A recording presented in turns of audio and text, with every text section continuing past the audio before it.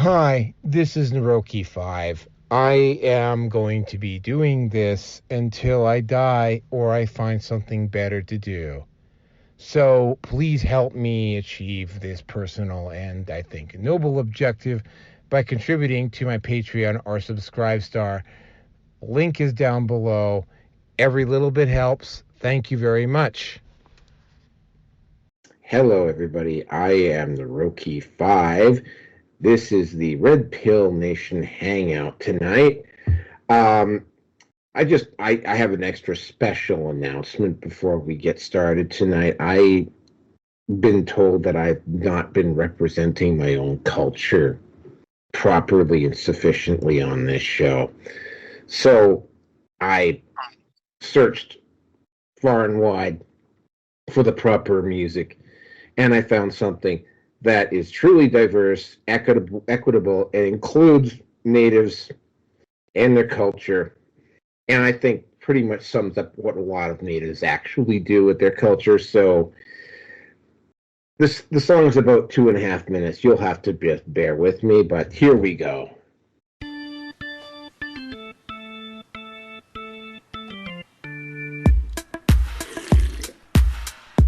Whose house am I in?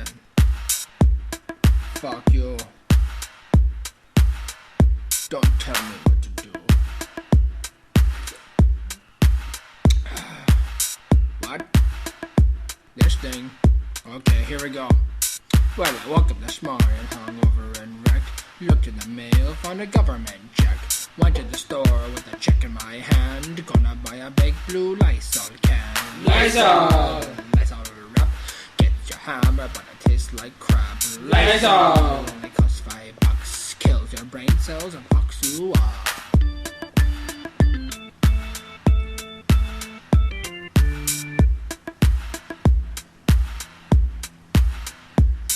Well, I got into my car and I went downtown. Bought some Lysol and drank it all down. Got fucked up and my head was buzzing. Gonna go home and fuck my cousin. Lysol! Lysol wrap. Get your hammer, but it tastes like crap. Lysol! Only costs $5. Kills your brain cells and fucks you up.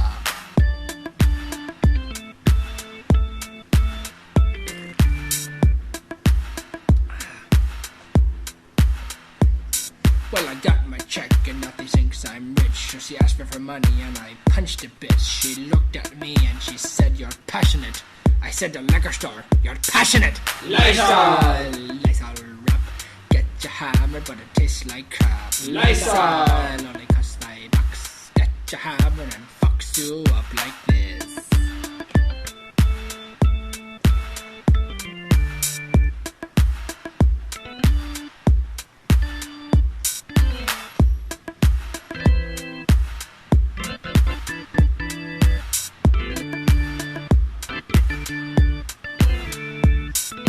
Now I'm fucked up and I'm gonna go home, stick my head in the toilet and puke black foam. Tomorrow morning, about 10:30, gonna do the Lysol wrap again. Lysol! Lysol wrap. Get your hammer and it tastes like crap. Lysol! It costs $5. Get your hammer and fucks you up like good. Can I go now? My cousin's waiting for me. Fuck you all, I have to pick.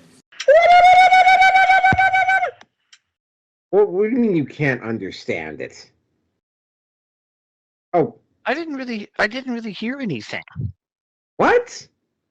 Do I have to play was- it again?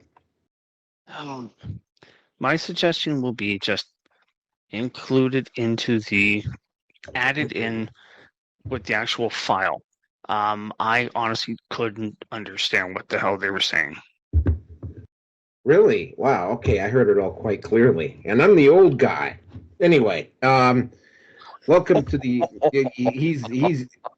Yeah, that's because you're the white guy, and you can't understand Native culture because you have no ability and no empathy whatsoever. That's the reason why you didn't understand it, folks. Nor do I have any desire to be sticking my head into a garbage can and be sniffing gasoline, but I'll leave that one alone. And I know you don't do that either. Oh, anyway. So yeah. Anyway, Rearson, introduce yourself, Besides white being the boy. crotchety,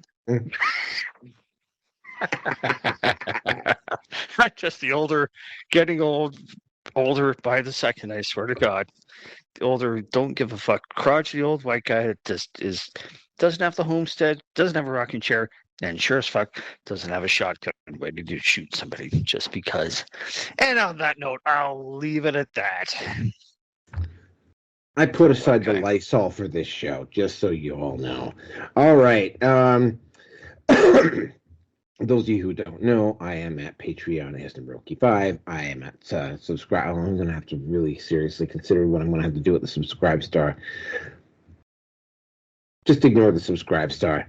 I am at YouTube, but I don't. I only load up at YouTube so that I can load up elsewhere much better than I can normally do it. I have to do it all by myself.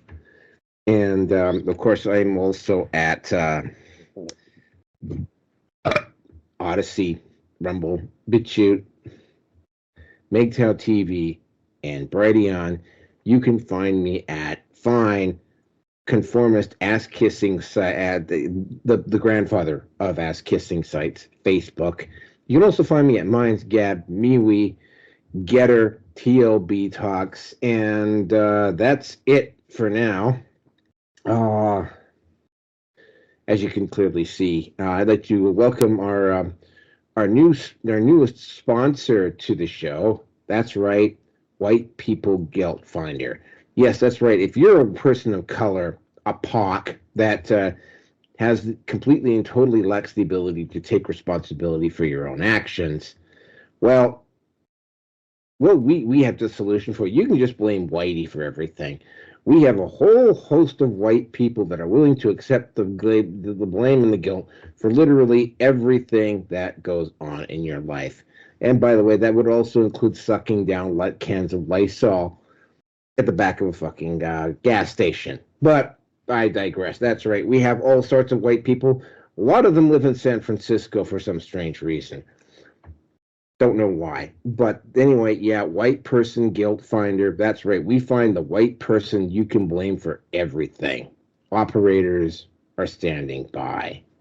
Oh, and don't forget to scream "I hate Whitey" at the top of your lungs when you call them to get 10% off the first white person that you can blame for everything that's gone wrong in your life.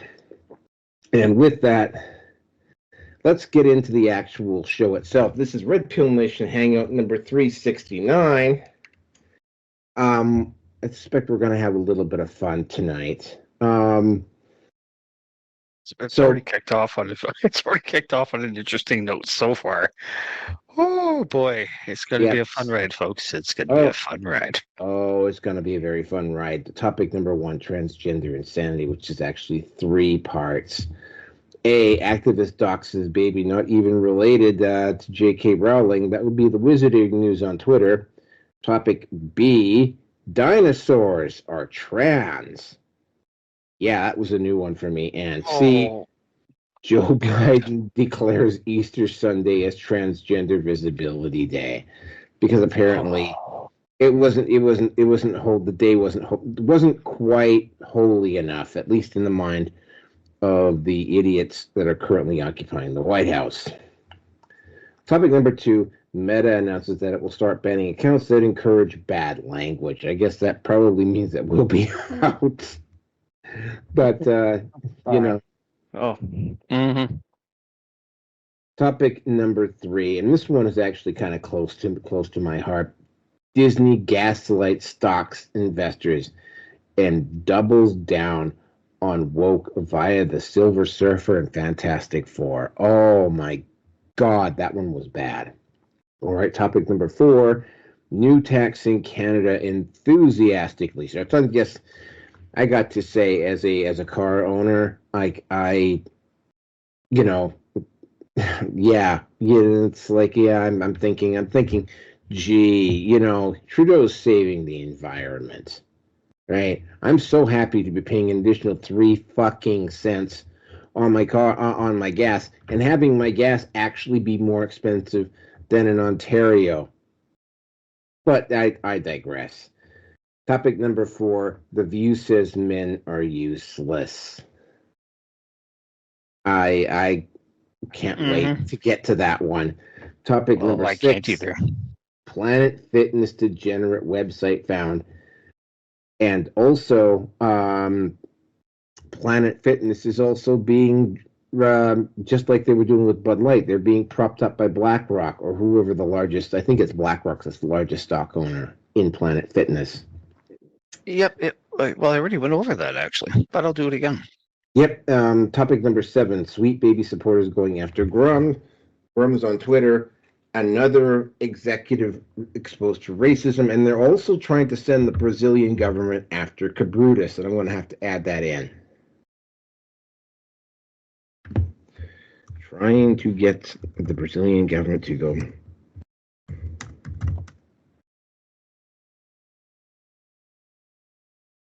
If you don't know who Cabrutus is, I do not. Cabrutus was the guy who came up with the Sweet Baby detected list. Oh. Yes. Oh, it's gotten personal then. It's gotten personal. Mm-hmm. Alrighty. And that is me sucking down on my coffee. So let's just get this party started with As long as it's only coffee. Yep. Transgender insanity. Oh, wow. Okay, so several things happened this last week. It was going to be just Biden declares Easter Sunday as Transgender Invisibility Day, but that actually happened on a Sunday, so I decided to move it to this week. And I bumped a certain liberal politician busing in Chinese citizens to vote for him in the most recent Canadian election. That one got bumped to 370. If it's important enough, I might keep it. I might still have it on 370. But we're already at 7 topics. You were talking about Han Dong. Yeah. Oh shit. Okay. Yep. Okay. I can't wait for that one. I had 7. We're already at 7. So, okay. So what happened? J.K. Rowling has a daughter. She obviously doesn't live in Britain, and obviously because J.K. Rowling said in something insane like men are men and women are women, she's not part of the woke crowd anymore, even though she was literally championing mass immigration to the country that she lived in before all this happened. So what ended up happening is Wizarding News on Twitter thought that this one woman was J.K. Rowling's daughter. And what they did is that this woman had just had a kid, and Wizarding News on Twitter decided that they were going to publish the address of this kid. And it turns out that this kid is in no way, and the woman who gave birth to this infant are in no way related to J.K. Rowling. Instead of taking it back, Wizarding News, I believe, actually doubled down on this stupidity. And I'm like, this is almost like that same time we had that one guy who, trying to remember what the name of that Asian guy in Portland was, we covered a story one time about a guy who confronted this Asian reporter. And Andy No? Andy No. Okay. He claimed that he confronted Andy No in this bar somewhere, and Andy No says, well, no, I wasn't actually even in the same time zone. And this idiot actually said, yeah, it was you. And it's like, are you so stupid that you actually think? Do they all look the fucking same to you? By the way, we'll actually be when we get to Grum's, something very similar happened to him. So yeah, Even though J.K. Rowling says, no, that's not my granddaughter. So you literally doxed an infant that's not even related to me. And they chose to double down on it. Topic B. Oh my God. This one museum in Britain. Not that I'm saying that the Brits are insane, but this one individual made this. I'm trying to remember what the name of this university was, but they just literally decided that dinosaurs were trans and set up a whole display at this one museum making that claim on some real. I can't remember the specific kind of evidence that was involved because we're talking quite a while ago, but they just decided that dinosaurs were trans, and they're trans just because they said so, and their evidence for it was, I can't, again, I'm probably going to have to take, like, going to have to maybe do a little bit more reviewing for the show. Their evidence was rather flimsy and weak. That's all I'm going to say about it. Now, topic number C, or topic C, this, keep in mind, I'm an atheist, so I don't really have a dog in this fight, but I understand that Easter is quite, not being Christian and not really ever having gone to church, I have a reasonable grasp on the fact that Easter is literally the holiest day in the Christian calendar for the people who are actually theistic, who are Christians and believe in Easter. And Joe Biden could have moved the day to Monday, but he didn't. He declared Easter Sunday, and I cannot just dismiss this as just a coincidence, given how I'm seeing stuff in the mainstream media where they're clearly starting to target quote unquote Christian nationalists. So yeah, they're trying to make Christians the evil boogeyman anymore. This was, and again, I don't have a dog in that fight, just like I don't have a dog in the fight over Gaza. But I mean, clearly, based upon some of the stuff that I saw online over this, more than a few Christians were a little bit upset. And knowing how the Biden administration is acting, I cannot just dismiss this as a coincidence, right? Like this had to be planned out. We've already got one topic for this week, for next week around Joe Biden. If I don't decide to throw in that topic about the guy who busted in Chinese nationals to vote for him in the last Canadian election. This is, I mean, I get it. This is rude. This is disrespectful.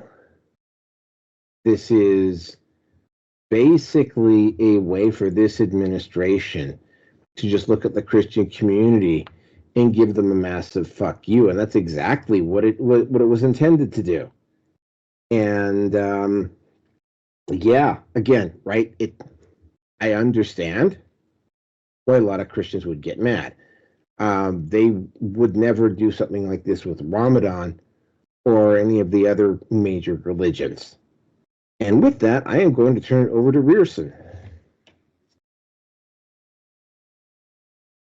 Jesus H. Titty fucking Christ. Really? Seriously. All right. Activist dogs, baby. Okay. This obviously is a case of leaping before you're looking. And someone has got a pickle, among other things, shoved so far up their ass that it seems to have J.K. Rowling's name all printed all over it that they have to go after her because she doesn't follow the message. Although the tattoos on her forearm are still questionable in my eyes, but that's another story. I'm more interested in J.K. Rowling telling Scotland to go fuck itself and come and arrest her next time when she returns back home, because she's basically called their bluff. She's too big. Let's face it. She can post almost anything she wants online. She's got the cash to fight the government, and they know it's going to be a losing battle. So I think that's what that whole thing's all about. Wow. Dinosaurs are trans. No. Okay. All right. I would love to actually have genetic evidence to prove this whole fact, something actually concrete, scientific. I mean, for the longest time, the Brontosaurus was incorrectly researched, determined, whatever words you want to use to describe it. Because as a dinosaur, it doesn't exist anymore. It was removed because it ended up basically being confused with the Diplodocus, Diplodocus, I don't know, however you want to say it.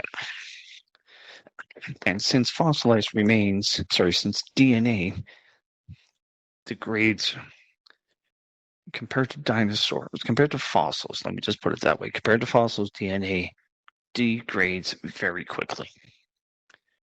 Of course, of hundreds of years, not millions, or whatever the timeline is for dinosaurs. I don't fucking know.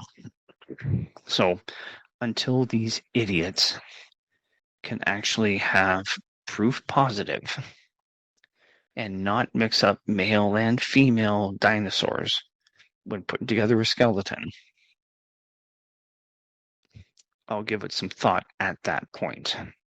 And as for Biden declaring Easter Sunday to be Transgender Visibility Day, it only makes sense to me in the regard of it being, excuse me, it only makes sense to me if someone is, again, this is where Naroki and I are not going to agree, and I'll have to look for that, and maybe I'll throw it into the chat for our podcast tonight, or I'll send it to him on Telegram or Skype. But anyway, the only thing that makes sense with what Biden's doing, especially with something like this now, is that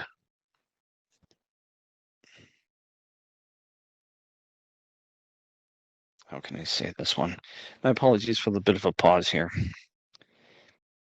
Considering there seems to be some ongoing theological war, shall we say, between the Talmud worshipping Jews and Christianity. And that probably goes back to Babylonian times and even before that, but that's another story. To me, this is an open declaration of spiritual warfare directly now on Christianity. Now, there's been a lot of marginalization. There's been a big attempt to have people turn away from the faith. I am no longer a practicing Catholic, but if I had a choice of a major religion to be in or to be part of, or in a society thereof, I'm quite happy with the way that North America has been. And I would prefer for it to stay that way. I'm not a member, I don't practice Catholicism anymore. I have been confirmed. But that was a major slap on the face. But I can't help but think that this is really I think it's honestly a wake-up call to North Americans, well, at least people in the first world that may have walked away from the faith. And no, don't get me wrong, that as a sect overall needs a lot of cleanup, and that's a topic of discussion for another time. But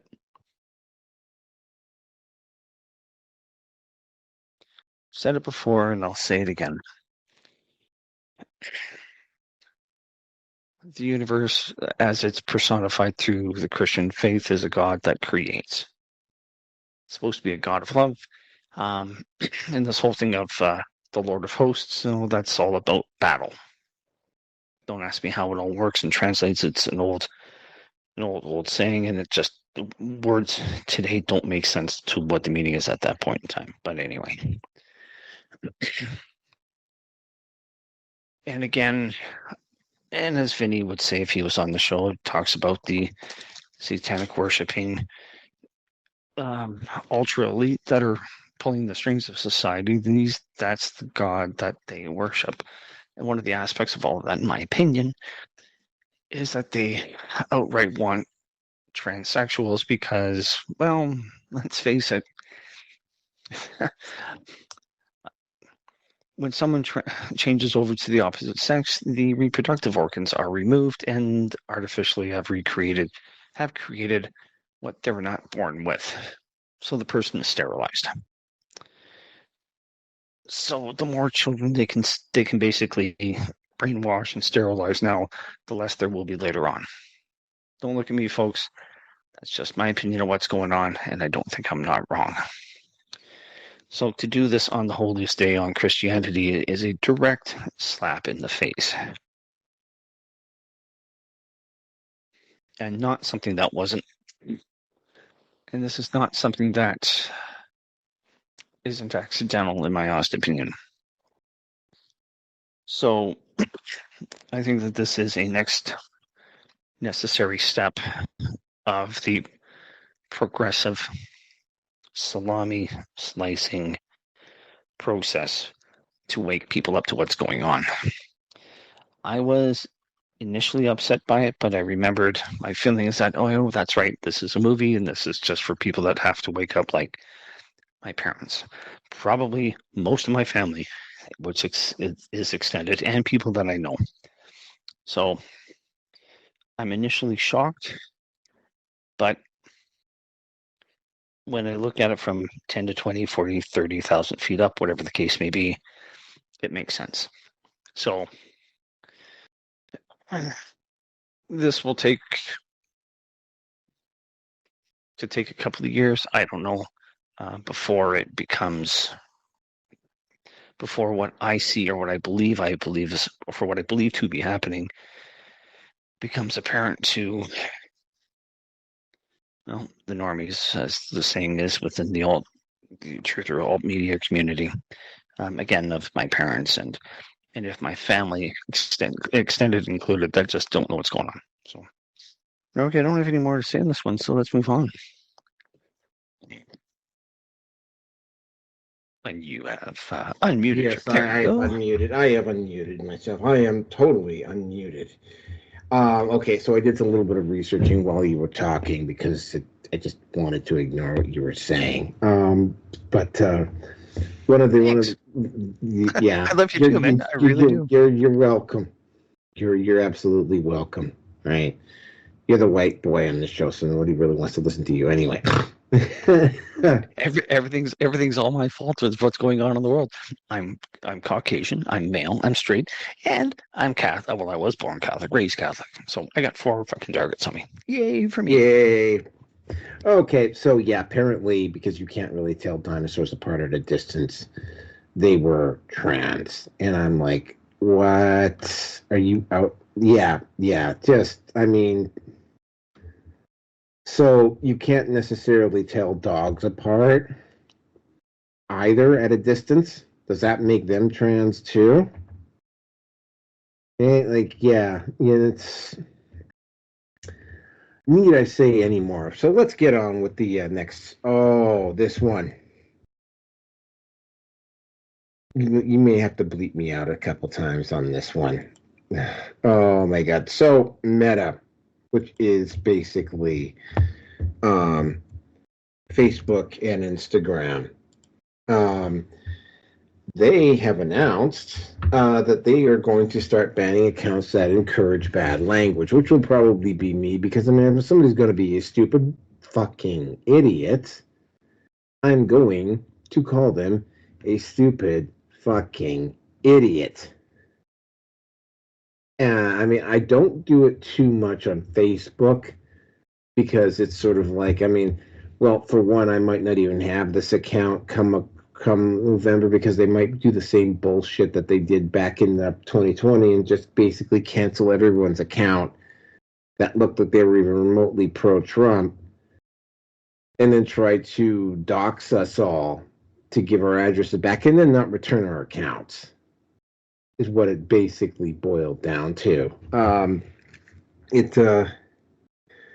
This is, and this is just speculation on my part, although I also saw a lot of people speculating about this online. This move is designed to protect the fees of the likely paid trolls. And there are going to be, for instance, if you go onto Twitter, which is not Meta, by the way, you get people, and you get this regular group of people, and they consistently and regularly post up stuff saying stuff like, oh, Trudeau's going to win the next election, and I'm so glad Justin's my prime minister, and stuff that is like, okay, to be fair, he still has the support of something like, what, 20% of the actual population right now, but he's not going to win the next election. And of course, when you respond to these individuals, they never answer back. And of that, between them and the people in the mainstream media, including that fucking disgusting sellout Charles Adler, the whole situation is, it's really difficult. For me personally, right? And I had to kind of back away from Twitter because I was starting to getting really caught up in it. Is that it's really difficult for me to sit idly by and read this shit and see them post up just phenomenally stupid stuff and not tell them that they're fucking retards. Which, of course, won't get me banned on Twitter, but I do see the same sort of thing happening on Instagram and Facebook, albeit to a lesser degree, because there's not that in-your-face action like you get on Twitter. Well, again, right, this particular move being done by Facebook is designed to do one thing and one thing only, and that's to root out the individuals that will call out people who, and you have, strangely enough, you really haven't seen it yet. But you haven't seen it yet. But you're going to start seeing on Meta probably starting May, June, once the election season really starts to get rolling in the U.S., you're probably going to see a lot of unsolicited posts in favor on Facebook. Not so much, definitely not on Twitter. Definitely not unpaid. I'm sure Elon will be happy to take money from the Democrats so that they can spam Twitter. But, Meta, be Instagram, and Facebook will do it voluntarily on their own. You're going to start seeing a lot of posts up in social media that are going to tell you to vote Trump vote Biden. And here's a really interesting fact that I just found out about today, because we actually covered these two individuals a few months back. You remember the Biden bros, right? Those two idiots on TikTok. Yeah, that's those two idiots on TikTok, and who would always post up saying, "Well, we're Gen Z, and all Gen Z hates Trump, and we're all going to vote for Biden." Yeah. And their stuff just popped up out of nowhere and was viral everywhere. And it turned out that they were paid.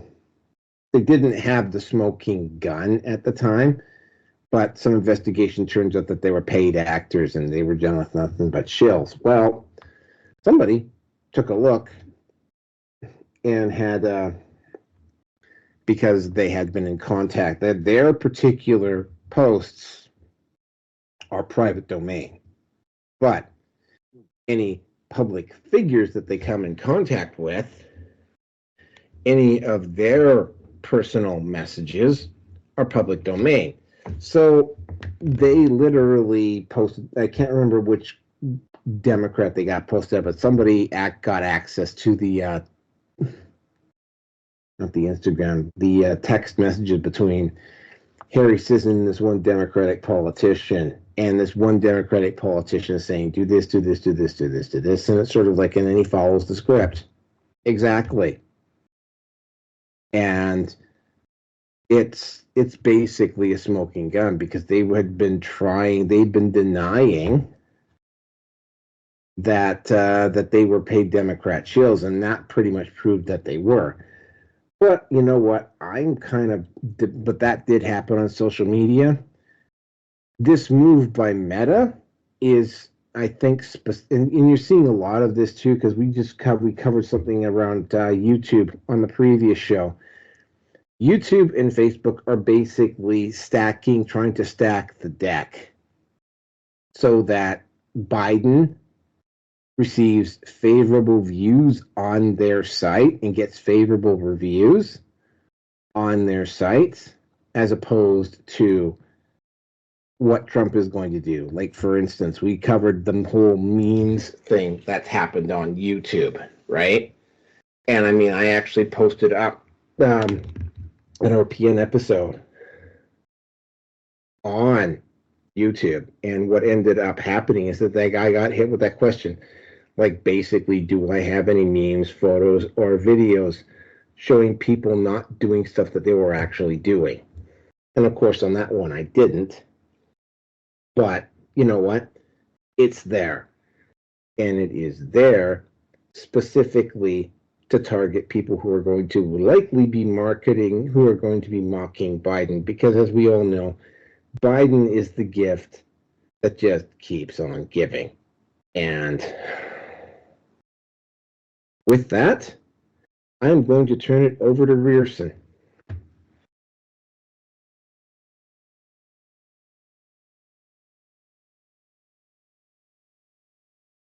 Bad language. Well, I already learned my lesson with Crackbook on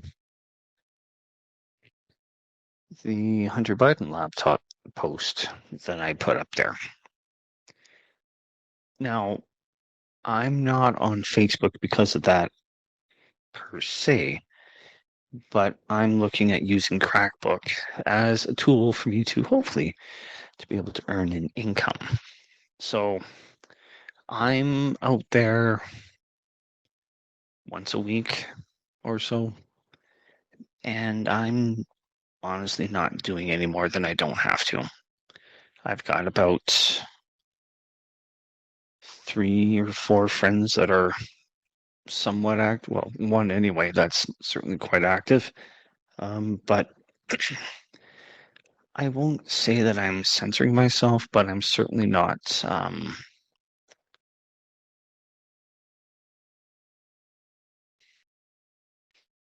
I'm still of the opinion that Facebook is what used to be LifeLog. And so everybody that's on there, ourselves included, we've just given up the ghost for, they don't need to profile us, at least not too much, because everything that we put up there goes into a database, and if we already have been AI'd in terms of profiled or profiling,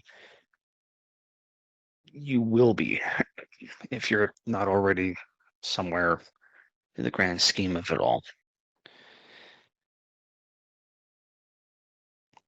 Naruki already made this prediction as well too, and has said repeatedly that this is an election year.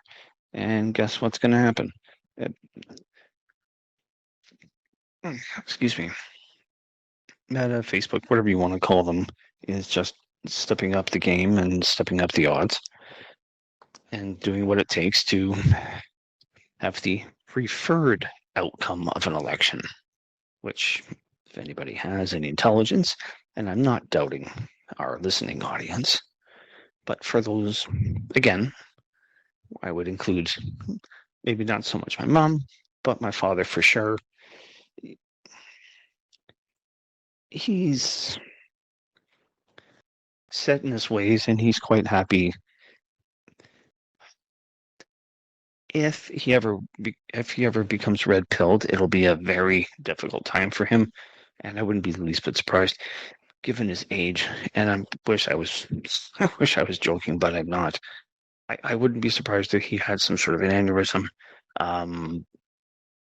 heart attack, stroke, whatever the case may be, because he'll have realized that he's been lied to about pretty much everything. So remember, folks, when it comes to the election, the candidates typically have already been selected. So that's all I'm going to say on that one. So let's move on. Dun, dun. You wouldn't unmute there for a second. Yeah, not overly surprised. Yeah, they. You called it. Like, you called it already. Yeah, I mean, we knew this was going to start. Now, basically, what's going on is both Facebook and YouTube are trying to stack the deck in favor of Biden. Now, there's been some rumors floating around that the Democrat, because basically, the last time I checked, all of the swing states except one, which would be Wisconsin, are solid, are basically have Trump out front. And even some of the so-called blue states, the margin has started to shrink, where New Jersey specifically, the margin in favor of Biden in New Jersey has shrunk to a point where it's at risk of becoming a toss-up state. So what's going on here is that they've got it, and it's not going to have the same effect, obviously, because Twitter is not going to play ball. And like I said this at the start of the year, they were going to try and take a run at Rumble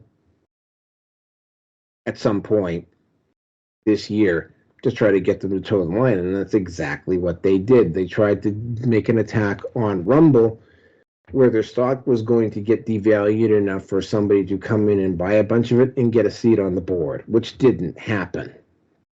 But we knew that was coming. So yes, they are pulling tricks.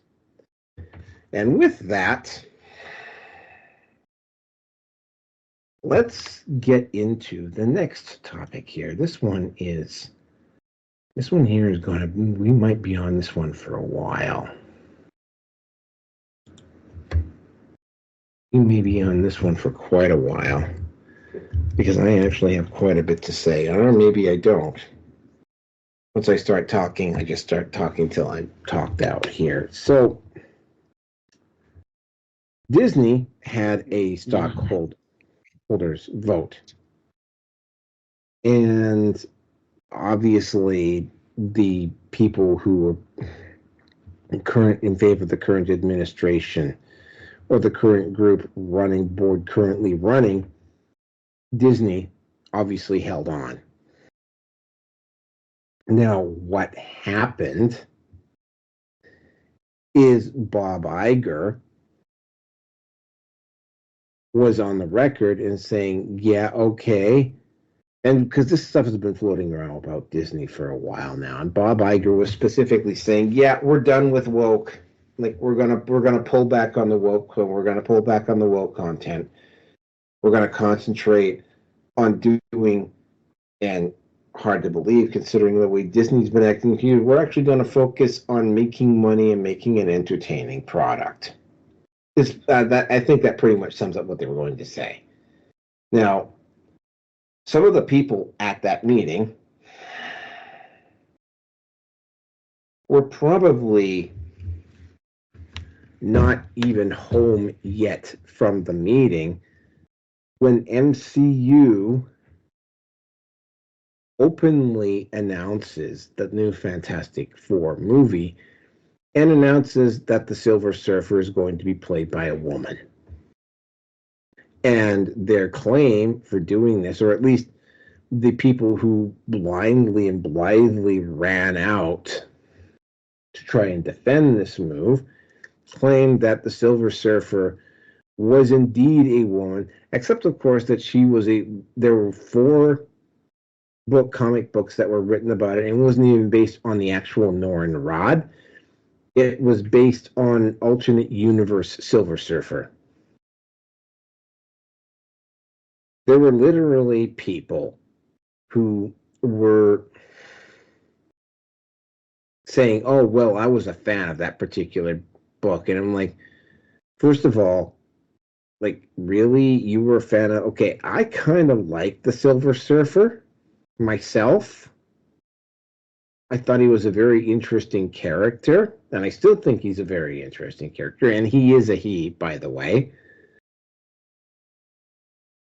But, you know, he is not and never has been one of the big guns over at Marvel Comics.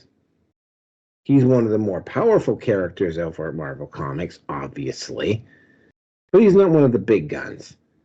And these people were claiming, oh, well, I was a fan of the female Silver Surfer when it came out. Sort of like, oh, really? So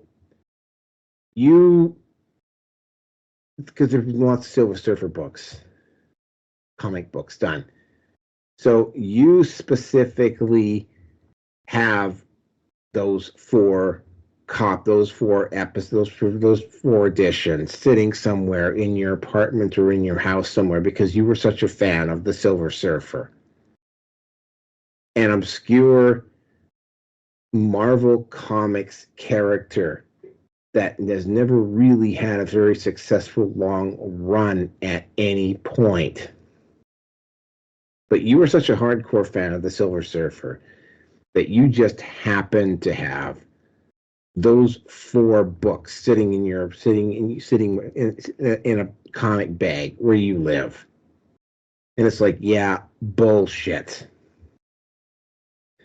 Pulling up the image from Wikipedia, which, by the way, knowing how Wikipedia operates,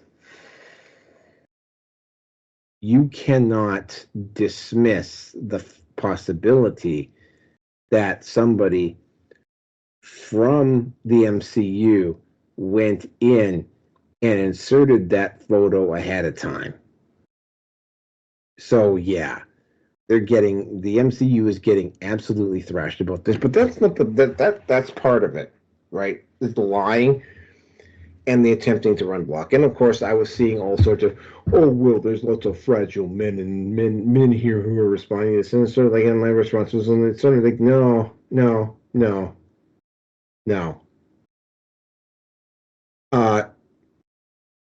You are not a fragile person for pointing out that Silver Surfer is a male. You are not fragile for pointing out that the MCU has once again pulled a completely woke, and this one was just absolutely a completely moronic woke stand in the name of the message.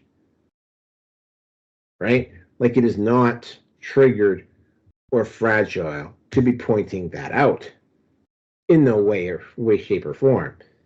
But that is just part of the story. What really sticks with me in this particular issue is the fact that they chose to do this literally just hours after Bob Iger went on the record and saying that they were pretty much done doing woke content. So when I look at that and I listen to him, there's only 2 possibilities here. Either A, Bob Iger was telling the truth when he said what he said, or B, he was lying. Now, both of those are not particularly good. If Bob Iger was telling the truth that he thought was the truth at the time, and MCU did this, that meant that somebody on the board, or a group of people on the board, went behind his back and asked the people over at the MCU to do this behind his back, to A, discredit him, B, let certain people know that they were actually the ones in charge and not Bob Iger, and C, to potentially make Bob Iger look bad, in which case Bob Iger is not actually the one in control of Disney, which is a very real possibility here. B, Bob Iger is lying. Now, if Bob Iger was lying, he has just destroyed Disney. Now, I cannot, for the likes of me, wonder why Bob Iger would lie like this. And I'm going to have to assume that he is not fucking stupid and do something like this and then have the MCU go and put this out the same day and not be smart enough to figure out that that would be suicide. That means then that Bob Iger is completely delusional, or he's not the one in charge. And, you know, again, no matter which way it goes, Bob Iger is not the one in charge. Disney, and I mean, this is, I'm getting into my personal stuff here with what's happened over this. Disney, I've reached the point now with Disney where I now, because like, I mean, and I've said this on the show a number of times, and I've told Grierson this, I mean, I'm a guy who will pretty much go and see anything. And usually the MCU and the Star Wars and the Pixar stuff, for the most part, are usually close to the top of the list. Because even unless they're really bad, at least they're at least somewhat entertaining. But to go and pull something like this, and I'm gonna step away and I'm going to bring up something else that's another part of my life, and that is the recovery community. Now, in the recovery community, we have addicts that are chronic relapsers. And we've got individuals who just, I mean, they go through sponsor after sponsor after sponsor after sponsor. And it's like, it's not like, I mean, this has happened with me, where I have taken the time and the energy to explain to these individuals what the consequences were going to be if they kept using. And they would look at me and they would be nodding their heads and going, yeah, yep, I agree, you know. And it all looked genuine, and it all looked like they were serious. It looked like they were serious about it. You end the conversation, you leave, and I've talked to some other people who've been in the program for this. Like, literally, there's one guy one time who told me about this. He spent like 2 hours helping this one guy out, explaining to him what it takes to stay sober, clean and sober. He walked out of the house, he realized he forgot something, turned back around, went back inside, and the guy was fucking using on the fucking table when he came back inside. So he was gone for not even 60 seconds. Now, when that happens,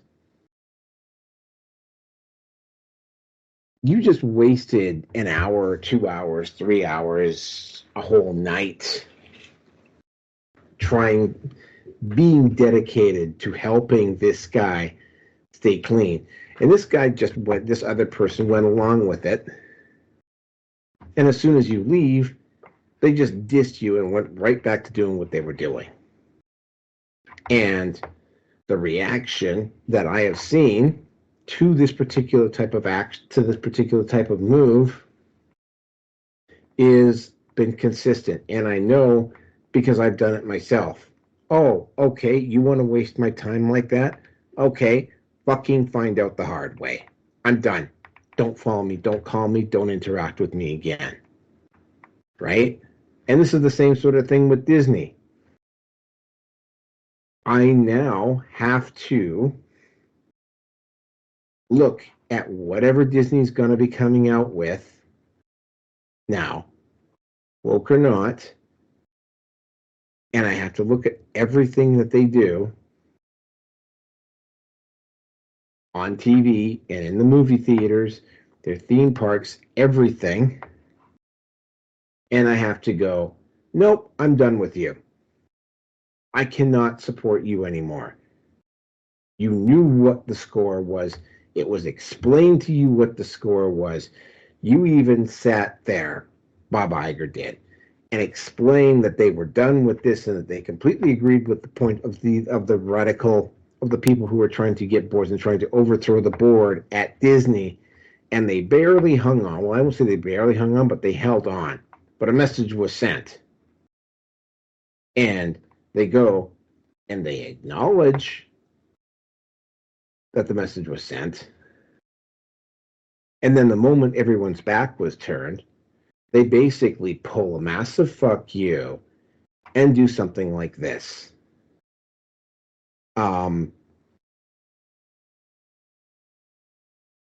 If he was lying and he did this, this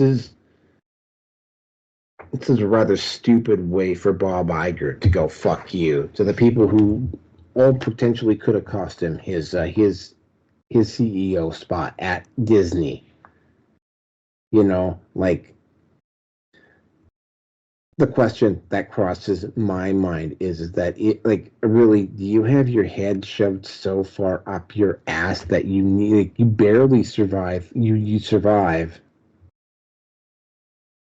and financially you're on the ropes, and you barely survive a stock vote, and you acknowledge the people who engaged in the stock vote, and then you go and do something which is basically a way of saying fuck you to them and either lying to them or Bob Iger was telling the truth and somebody else in the company behind Bob Iger's back said fuck you to them. And they have effect, like, to quote a few people that I've seen on online about this, like, a lot of people have gone and said, you know what? It's time to let Disney die. And again, right? Disney doesn't have any movies coming out right now. But I'm wondering when the opportunity arises, am I going to go see a Disney product? No. Will I buy the DVDs when they first come out, which is something that I've generally done, like I did it with the Eternals, for instance? No. I'm going to have to wait until those DVDs are sold secondhand and then buy them secondhand because I don't want Disney, who pulled an activity like this, which is basically a massive fuck you, no matter which way you look at it. I cannot support a company that is going to do this now. If BlackRock is behind it, you know, I mean, yeah, like, that's really all I got. I mean, like, there's no way that anybody could not see this as anything other than a massive fuck you. We're going to do it anyway. And what typically happens in the program is when an addict does this, what's happened with me and with every other person that has had this happen to, it's like, you know what? Nope. Keep using. Fucking die if you have to. But you're not getting any more support from me. And with that, I'm going to turn it over to Rearson.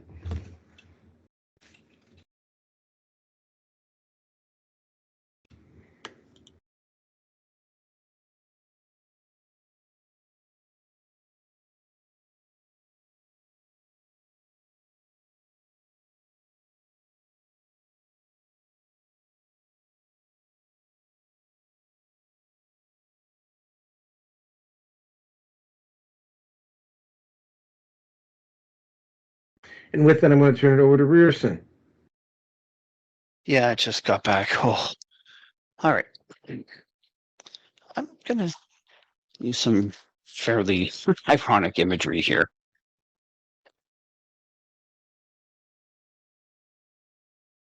I'm going to compare this with Iger barely saving his ass to that of I'm a complete douchebag for even thinking this, but it's the only thing that makes any sense. I'm going to compare this to what happened to the Nazis and the German people, or the German country, with World War II. Germany lost, but the Nazis won. And for now, Iger has won, and the fans, the actual genuine shareholders, have lost.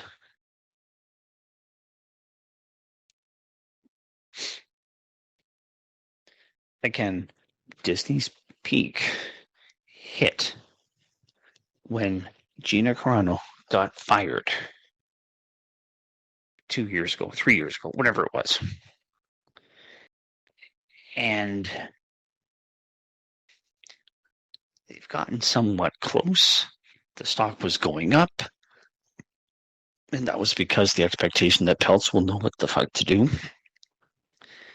He may not be creative, as a statement at the very least was signed by George Lucas that making movies is not for amateurs. But given his poor track record, and if it wasn't, given his edited track record, if it wasn't for his wife at the time, Star Wars wouldn't be what it is. Lucas has the right ideas, he just can't completely put it into place to make it.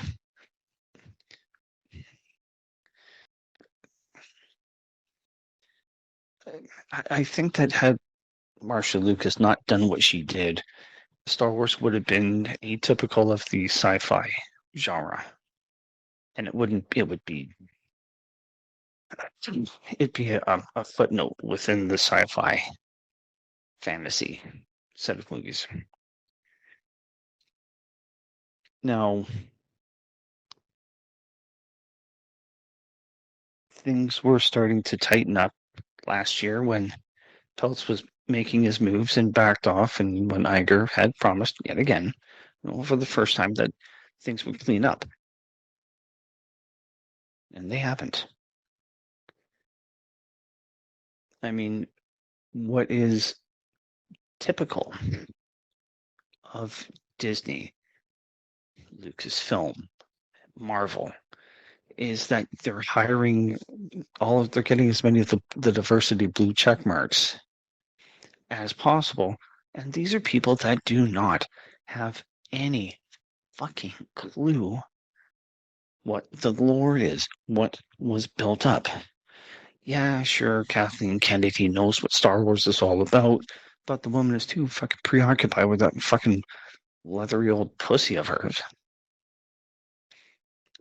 to actually separate what she wants to what she knows what the fans want. And again, folks, Star Wars under Disney has not turned a profit. Disney Plus is not making money. It's losing cash. It's bleeding. Well, it's bleeding already, and it's bleeding subscribers. And I'm not going back. I would like to watch Bad Batch Season 3, but I'm so disgusted with what's going on that I'm not even motivated to look it up and to pirate it. Yeah, I could go to Pirate Bay or whatever other torrent sites that are out there, but I'm not fucking interested. Don't care. Don't want it. I don't need it. I am spending my hard-earned money, cash, on getting the Edge of the Empire books. I want to get the Age of Rebellion, Star Wars Age of Rebellion, and the Star Wars Force and Destiny books as much as possible. And it's going to cost me a pretty penny because it's whatever's out there is out there. Will it be reprinted? Yeah, maybe eventually, but not right now.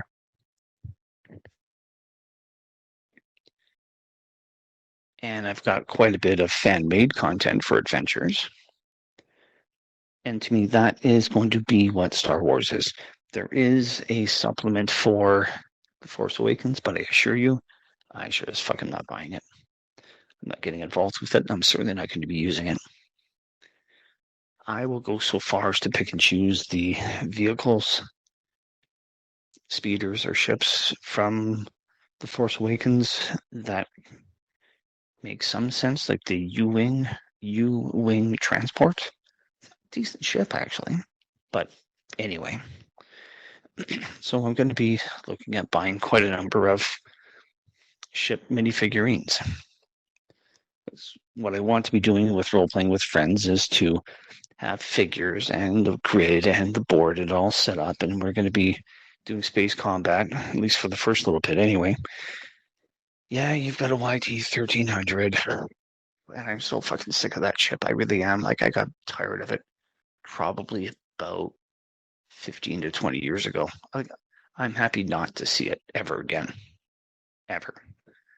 But for what I need for the beginner game, I could use either a paper token or I could actually have the ship and it's right there and you see it and you could be fighting against TIE fighters.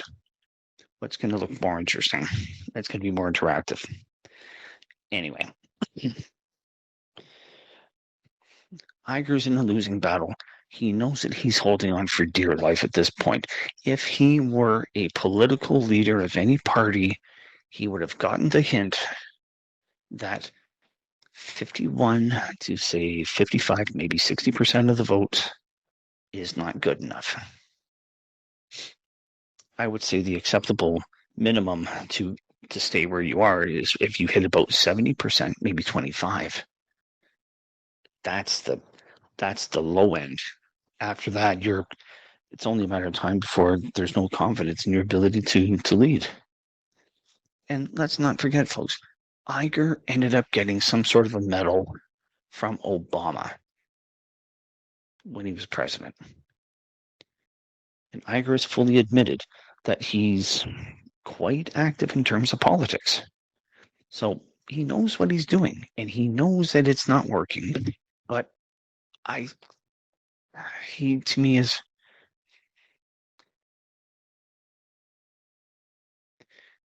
It's like what I believe Naroki has said about Canadian politics, is that Trudeau knows that he's losing. He knows that he's still in power. He's going to hold on for as long as possible. And if he has to burn Canada down to do what he has to do, he'll do it. And I see Bob Iger as being no fucking different. No different at all. It's unfortunate, but that's just the way that it is, in my opinion, overall. Now, the Silver Surfer, or Surfer. Oh my fucking God.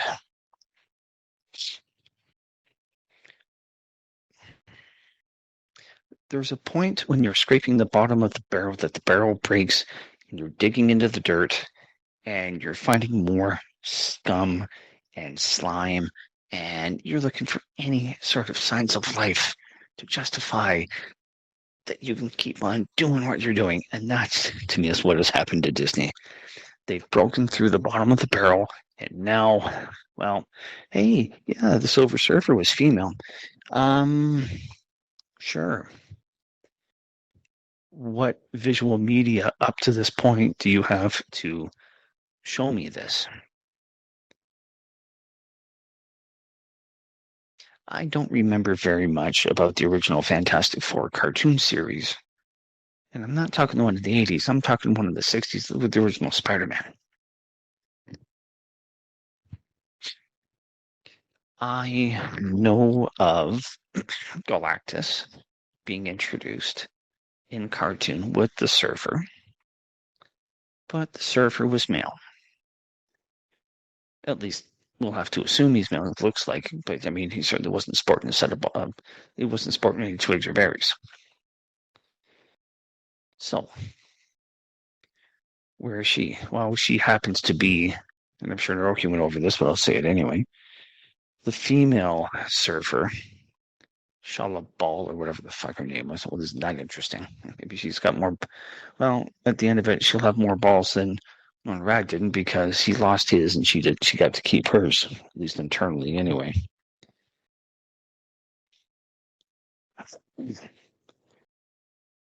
Well, I mean, this is yet again another example of what Disney is going to do for the message, and to keep on pretending like everything's all fine.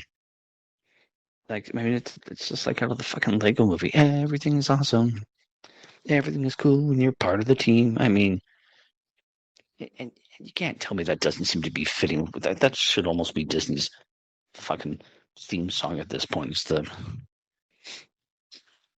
It's from the Lego movie because that's really what it is. They are pushing conformity, but again, BlackRock, Fink, I can't remember his first name. It doesn't matter, and that doesn't sound like it should be an appropriate last name for the guy. I don't know what it is. Larry Fink. Continue. Larry Fink. Yeah, thank you. Larry Fink has even admitted that things quite aren't working out the way that he was hoping. So they've kind of given up, but that might be more official to at least soften the perception of BlackRock. But if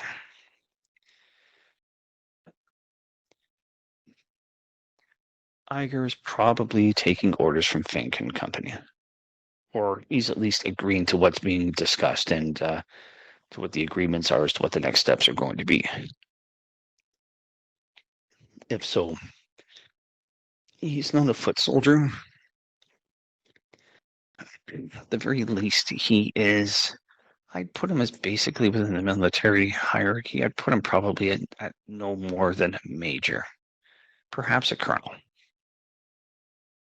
Yeah, I would put him basically as a colonel, because then he's got all of these people below him. Yeah, so Kennedy could be a major, and Feige would be a major, and whoever else, and then they got their underlings. So then under Kennedy would be Dave Filoni, Filoni, and then his staff underneath him, so however that goes. Now they know what they're doing. They know what the fans want, and they have their agenda. They have the message, and the DIE, because that's what they really want to make Disney do, is to die, slow, painful death. And this is really no fucking different. Now, to pull an obscure character that I think I would have read about her being the female surfer with the Marvel put out in the late 80s, early 90s, an encyclopedia of all of the important characters in the Marvel universe. I can't remember what it was, but I bought all of the comics for that. And I'm sure that I know that she would have been in there. And the reason and the appearance and the history and all of that stuff. But honestly, at best, the character is a fucking footnote, an end note, tying into Norman Rad, the original surfer, and the only surfer, in my honest opinion.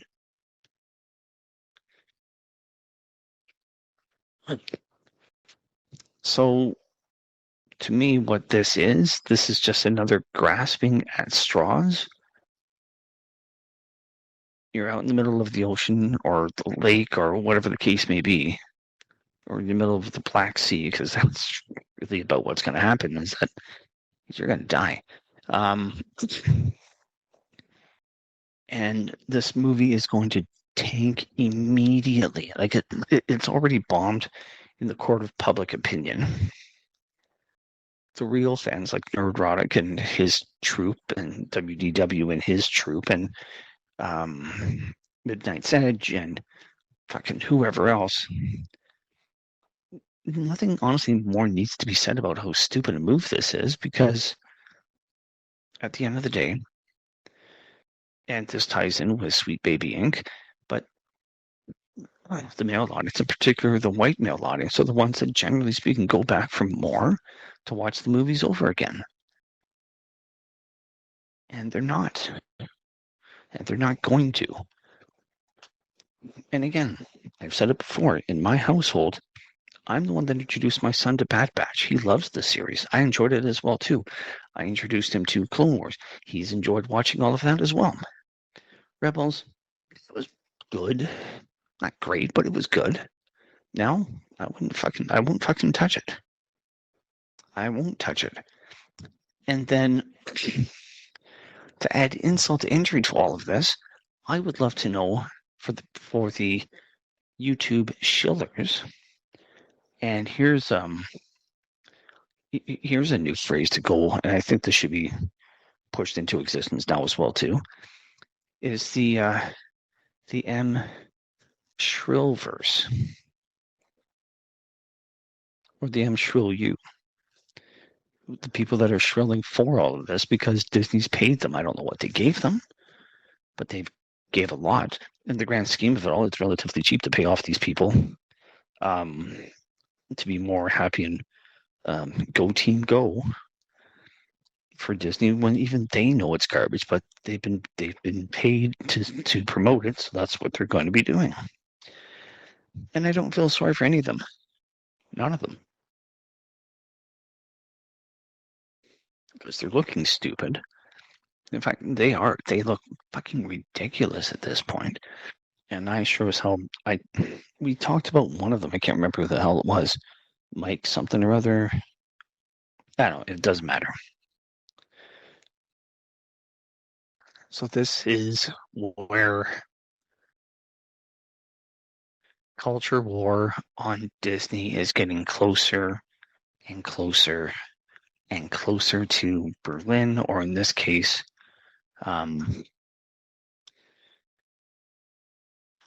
Florida. Because that's where the whole thing, I believe that's where it started, was in Florida. And I mean, but then again too, Disney is also being sued now probably by people that had wanted to get hired by them, but because they're white and male, were deemed unacceptable. Apparently Disney is being sued to some degree or another because apparently they hate women as well. So this really is a distraction, because the problems that Disney has right now is so incrementally, it may not be very much, but it adds up somewhat fast. And this honestly is nothing more than a really desperate attempt to deflect with everything else that's going on, in the hopes that it's going to generate some better publicity than anything else that's going on with them right now. So, Naruki, you might as well just unmute yourself. If I was Nelson Peltz and Elon Musk at this point, I would try to somehow discreetly put short sell Disney to make it tank even more. And that's the only way that I can see that this is going to work. So that's all I have to say. So let's. I've unmuted myself. Yeah. Yeah, it's like, well, I mean, when we get to Planet Fitness, which is topic number 6, it's like all of these corporations are just expecting that BlackRock is going to have their fucking back. Right? They can only throw, so for instance, and they threw a bunch of money at Bud Light to artificially prop up the price and counterbalance what was going on there, and it eventually failed. And I mean, these individuals lack maturity. They lack the ability, quite clearly, to understand that, this is a company. This company that is, by the way, paying their wages. If they run out of money, they are not going to pay their wages. They're going to lose their job. And it's sort of like, well, I mean, you're like a virus. You can go on and consume the next company. Here's the other problem, right? Hollywood and this is something that's becoming very obvious, that Hollywood is very much aware of the concept of get woke, go broke now. And companies and actors are both passively and actively starting to push back against it. But for somebody at even the CFO, the chief financial officer at Disney, to look at something like this and go, like, why would you do something like this? Like, you're going to, like, every time, for instance, if you put 150 million into this new Fantastic Four movie, that means you have to break, in order to have guaranteed a profit on something like that,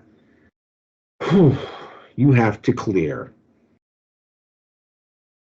$450 million before you even get into the guaranteed. If you don't clear 400, if you get between 350 and 450, you're kind of like lose a little bit, break even. But you have to clear 450 to absolutely positively guarantee a profit. And you cannot afford to be making, especially given their financial position, you cannot afford to be pulling a fuck you move like this. Like, it's just insane.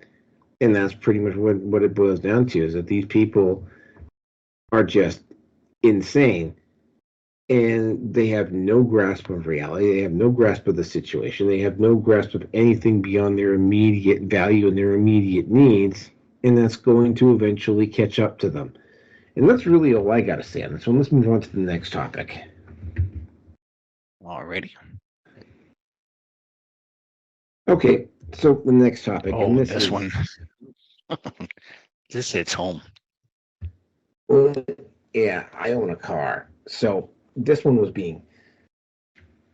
every time there's, you knew this was coming. And ostensibly, at least on paper, this tax is designed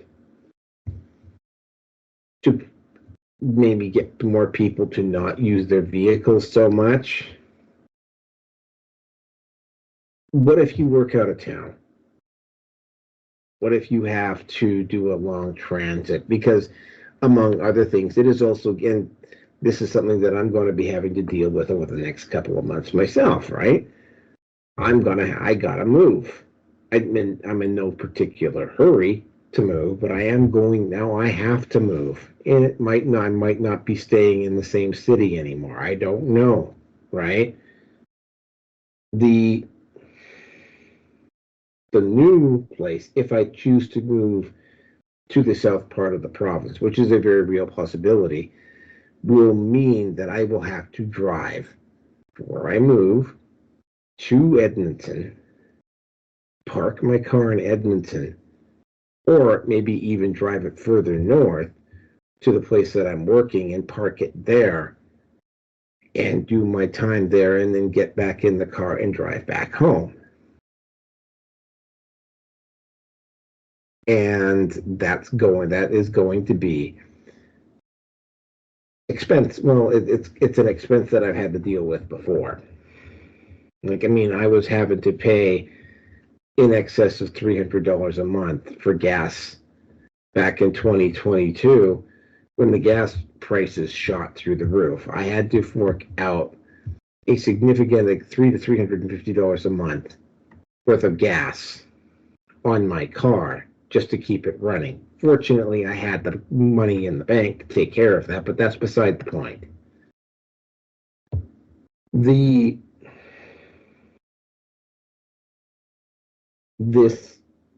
way it's going, and this is something that I saw on Instagram, like, it's actually more expensive right now to buy gas in Alberta than it is in Ontario.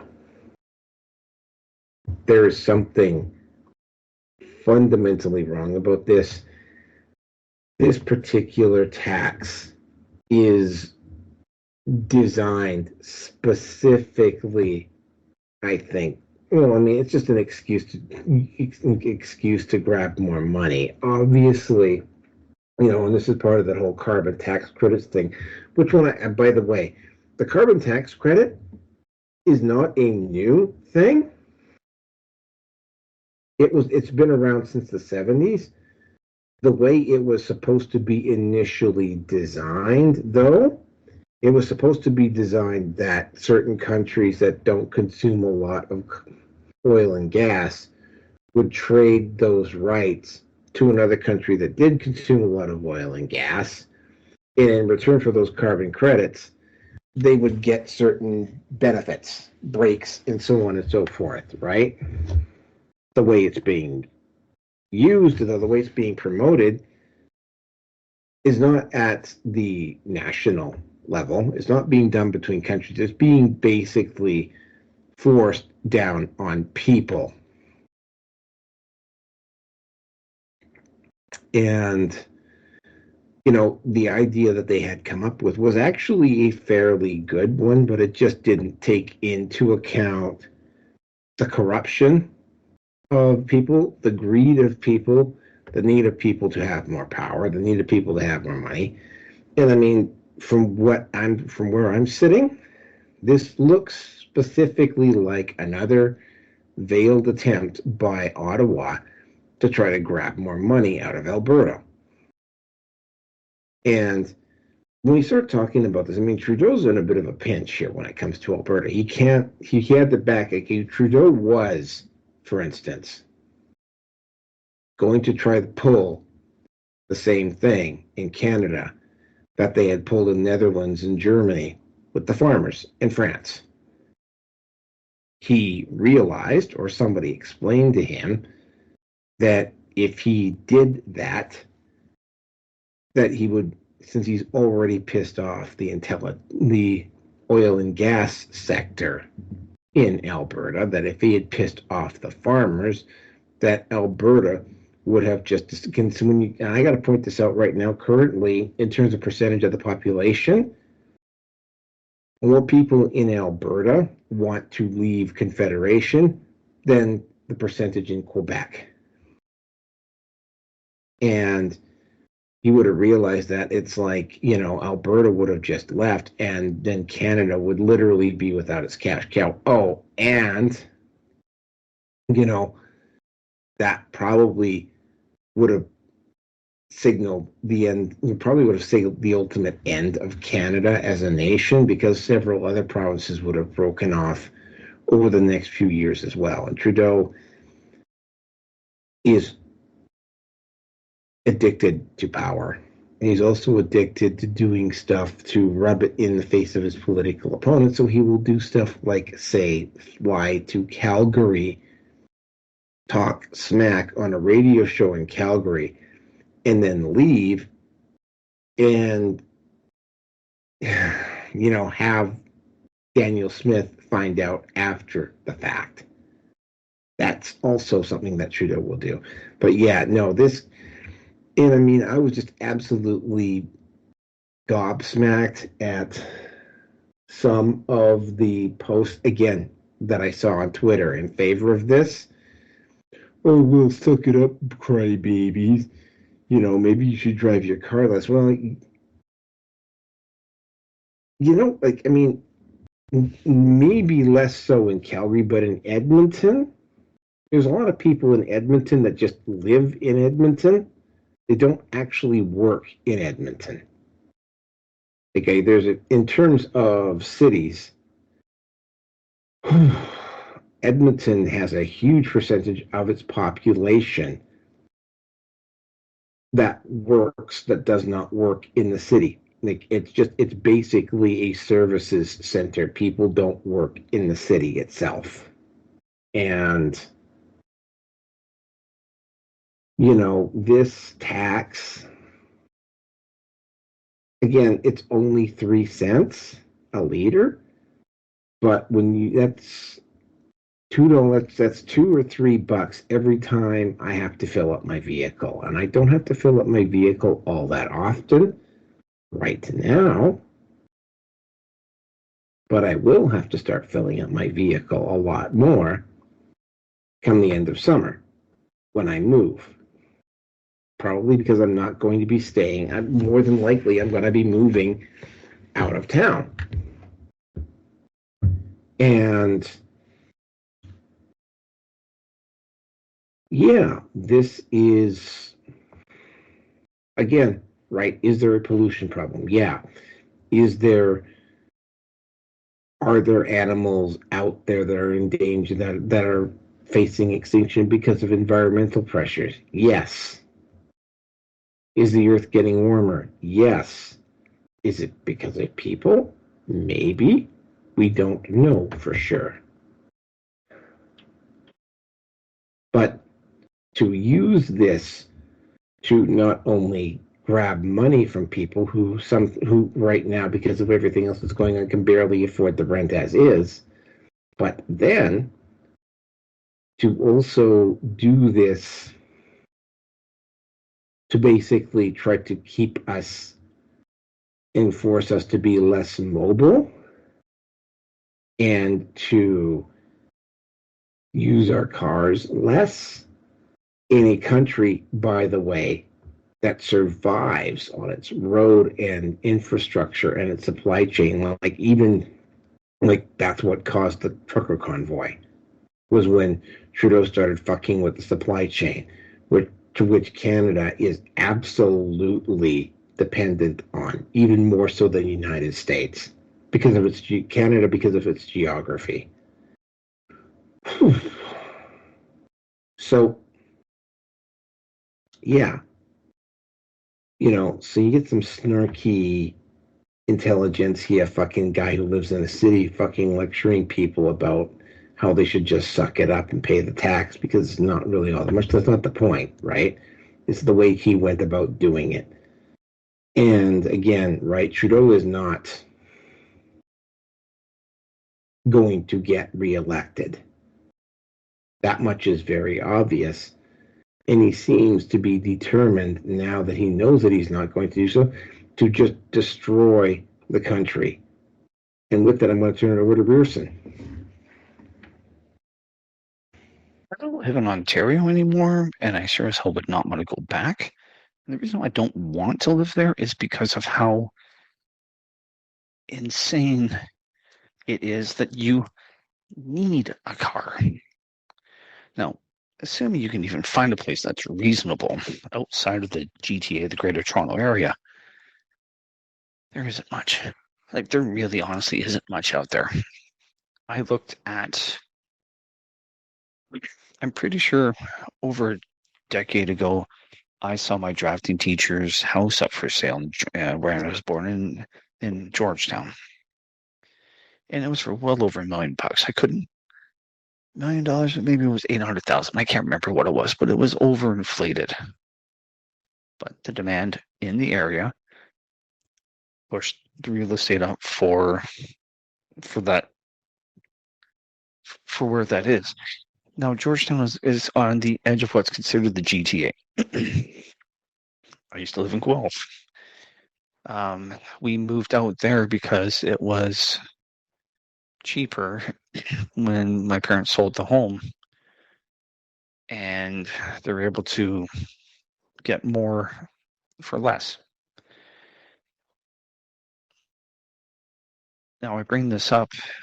I did take a look at gasbuddy.com.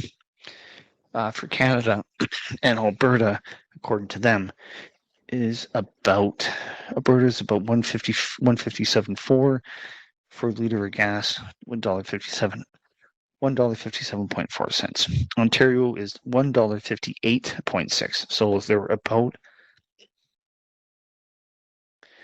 it's just over a cent more expensive. Okay, they obviously must have moved it in, because I loaded up a photo at one point, and by keep in mind it was 2 days ago, right?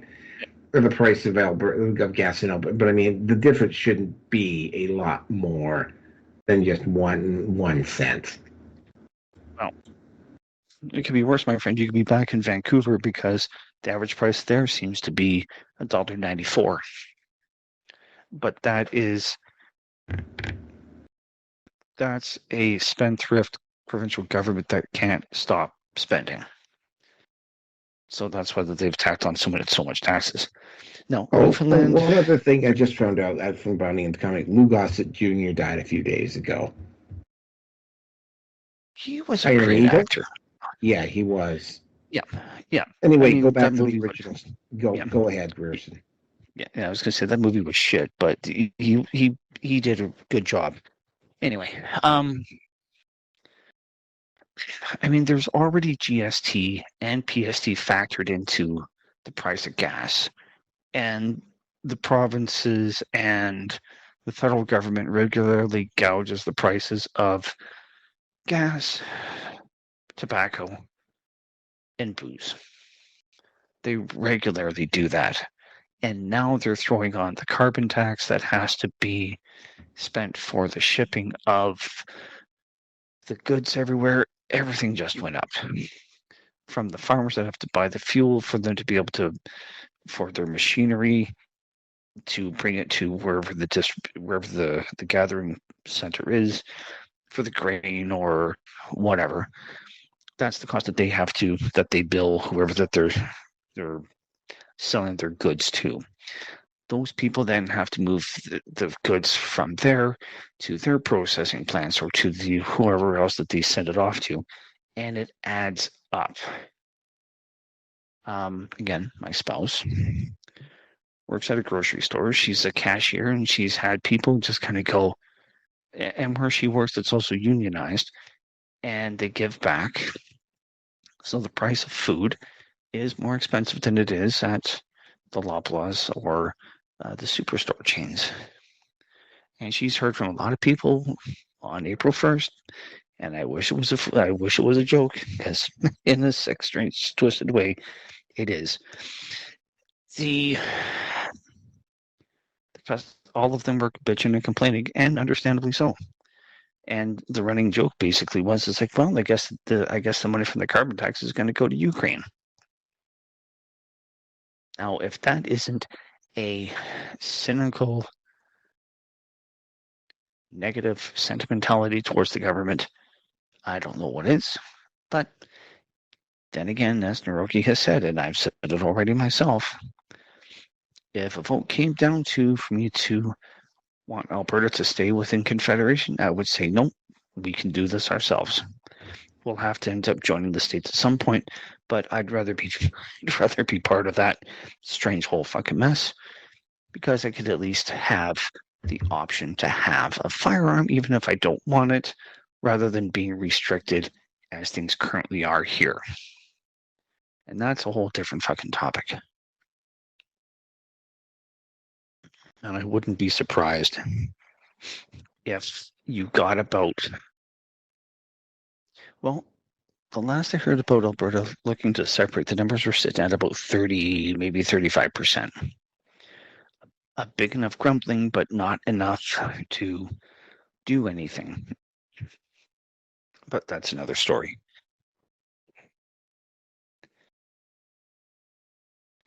I don't have a car. I will need one because I'm looking at relocating and I want to go outside of the city. And I realize that things are going to be more expensive for me where I'm going to be looking at moving to. But I don't want to be where I currently am, because something in me is telling me that it's going to get a whole lot worse very soon.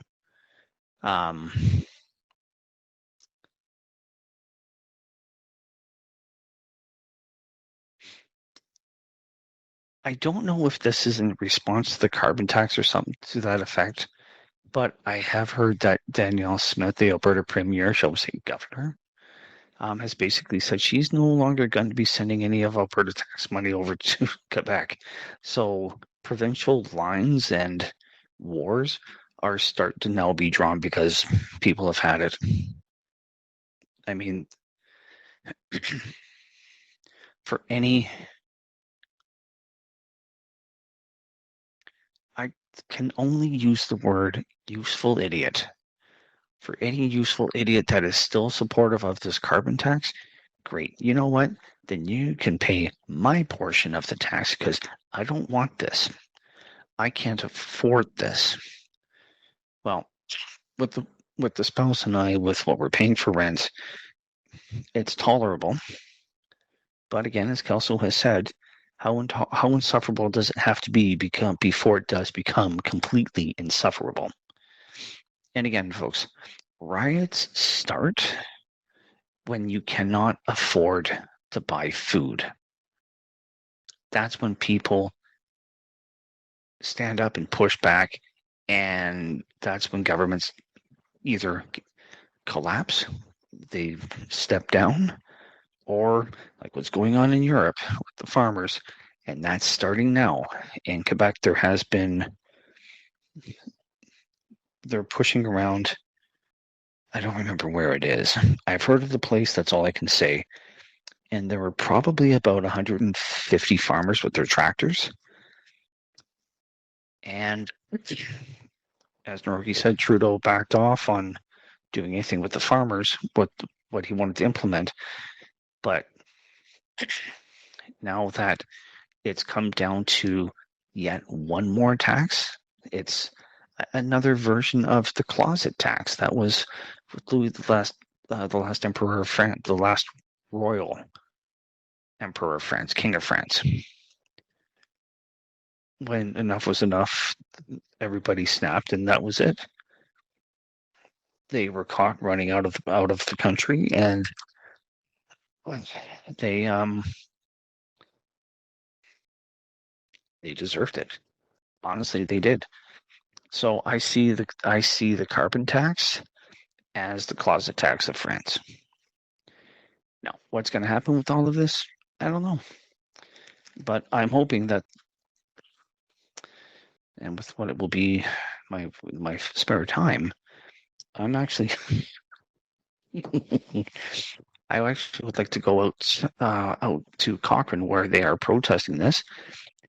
And okay, I don't know if you saw this or not, but the RCMP are there. Oh, and this is somehow, I wouldn't be the least bit surprised. This is probably tied into the redacted RCMP report to the PMO, the Prime Minister's office, to basically say within 5 years, Canadians are going to basically riot when they realize how poor they really are. And I think that this is the beginning stage to it all. So if the turd, and then what's happening with the NDP? The political landscape in Canada right now is shifting quite a bit. And that's a topic for another discussion, but I'm going to try to include what I can here, which I believe is related, but I don't have any direct proof or evidence. But the RCMP are keeping tabs on the protest that's outside of Cochrane. And as there were like 8, maybe 10 of them walking up and down, two of the protesters were following them, and they were either playing the Imperial March from Star Wars, or they were playing some Nazi music, and walking close enough and with the music loud enough to basically tell them, yep, thanks, you bunch of Nazis, thank you. So I don't really feel sorry for them. They know what they're getting into. I mean, it's when you see people, because Menzies got arrested today in Toronto. Again. This time he was challenging a bunch of Palestinian protesters, because the whole Palestine-Israel thing, and I don't know, maybe Menzies is Jewish, or I haven't really looked, and I really don't care. I don't think he is, but anyway, yeah. He was challenging them, and they were getting violent, and they were pushing him away. And I can sort of understand why maybe the police officers wouldn't push him away, because they didn't want to risk an incident. They didn't want to be accused of being left alone. But after Menzies was cleared, they didn't take their hands off him. Like, they kept grabbing him, they kept physically forcing him away further, right? And it was like they were using what looked like excessive force to me. And then they arrested him and they let him go immediately. Mm-hmm. But it's when you see police officers doing that, I mean, you have the perfect right to go right up to them. And because, like, I mean, unless you're physically assaulting a police officer, like, you can go up to them, you can fucking call them whatever the fuck you want. You can call it bullshit, whatever, right? It's sort of like you're not committing any crime by accusing police officers who are, quote, just following orders. You are perfectly within your rights to get right up in their face and remind them. It's like, yeah, just following fucking orders was something that was used as an excuse at Nuremberg multiple fucking times. Would you like to know about Nuremberg? And if he says no, well, that's too bad. I'm going to fucking educate you on it anyway. Right?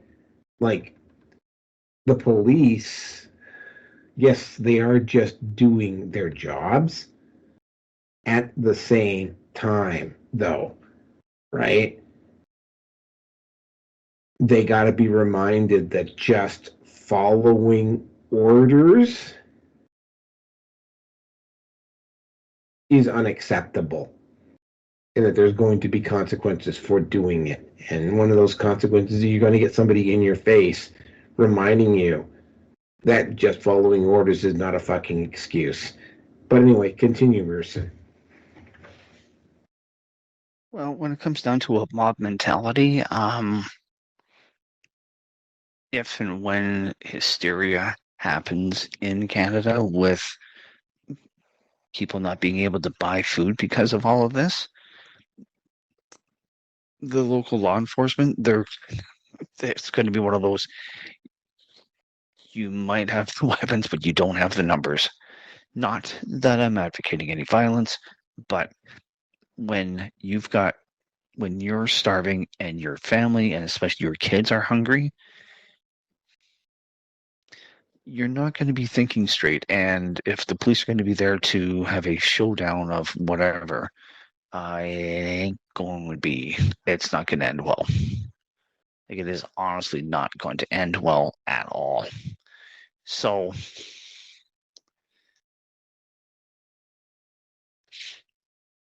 I've got very mixed feelings towards the police with what's going to be happening soon enough over all of this. And at some point, I'm hoping enough of them are going to switch over and give support for the masses that know. They know. I'm hoping the ones that actually have a conscience will be able to realize what's going on. So we'll see. Anything further with all of this? Well, do not be surprised with more protests that are going to be happening across the country, and probably another convergence on Ottawa. And it's going to be a lot more, in my opinion, it's going to be a lot more than just truckers and farmers. So now, again, I don't live in Ontario anymore. When I have thought about it, I have to have a car, because where I would probably be living, I'm going to have to commute. It's going to be at least an hour, maybe it could be an hour and a half of a drive. Maybe, I don't know. But I stay away from Ontario because the likelihood I'm going to have to commute a long in a period of time that I don't want to do rings really loud in my thoughts. So that's all I got, man. So back to you, and let's move on. Fuck me. Oh, yeah, God. Well, we went on that one for a while. I didn't think we were going to go on as long as we did on that one. Wow. Okay. Well. And thank God it's only two of us. Yeah. All right. So the next topic is, well, here's the thing about the View. There's two. Well, to be fair, TYT appears to be smartening up, in particular Anna Kasparian. But there were, like, for the last 4 years, there were two particular places where you could see the absolute what fuck stupid leftist take on everything. And that was TYT and The View. I do not, well, I mean, obviously The View gets a lot of eyeballs because it's still on. The View, at I'm surprised at some point they just haven't had a guest come on The View and just go, yeah, you're just a bunch of fucking brain dead leftists and I ain't gonna waste any more of my time talking to you, and just walk off. Actually, you know what? Maybe that has happened. But The View has consistently been, I mean, even TYT gets it right every once in a while. And in fact, they've been getting it right more often lately. But The View just keeps doing, like, I mean, you can count on The View to come up with the stupid fucking brain dead leftist view. And of course, right, this I'm not particularly certain about what the whole thing was about The View, but this is something that has been circulating through not necessarily The View, but you're seeing a lot of videos being done by guys where men are asking women, do they need men? And they go, no. And of course, what's happening is that guys are either going PUA or they're going MGTOW, one or the other, sometimes both. And the manosphere is growing at a massive incremental rate. And of course, right, when you start to argue, when you start to bring up the point, it's like, yeah, the car you drive, the building you're in, the heat that heats your apartment, the job you work, the building you work in, etc. All of that stuff was fucking done and maintained and built by men. The response from, well, they tend to go silent, or what they'll do with their feminists is that they will get really fucking snarky about it, which at this point no longer fools me anymore, because if they start getting snarky about it, that means they So there's this clip going viral online of a dozen women being asked the following question: do we need men? Most answered very quickly, no. So why do you think that is? Because men are useless. Because men are useless. Men are useless. Men are useless. Men are useless. Useless. Useless. Useless. It's over 9.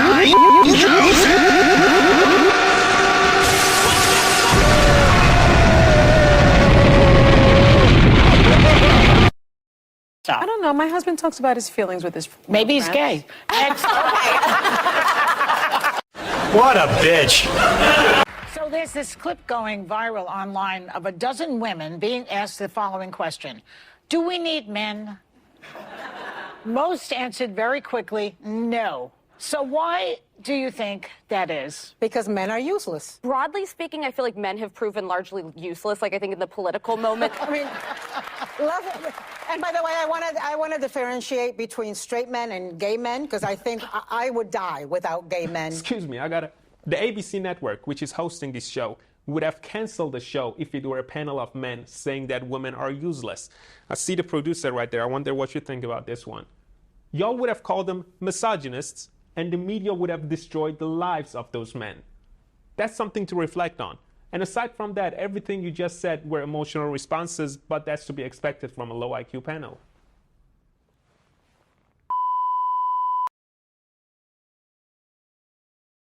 And here's the thing.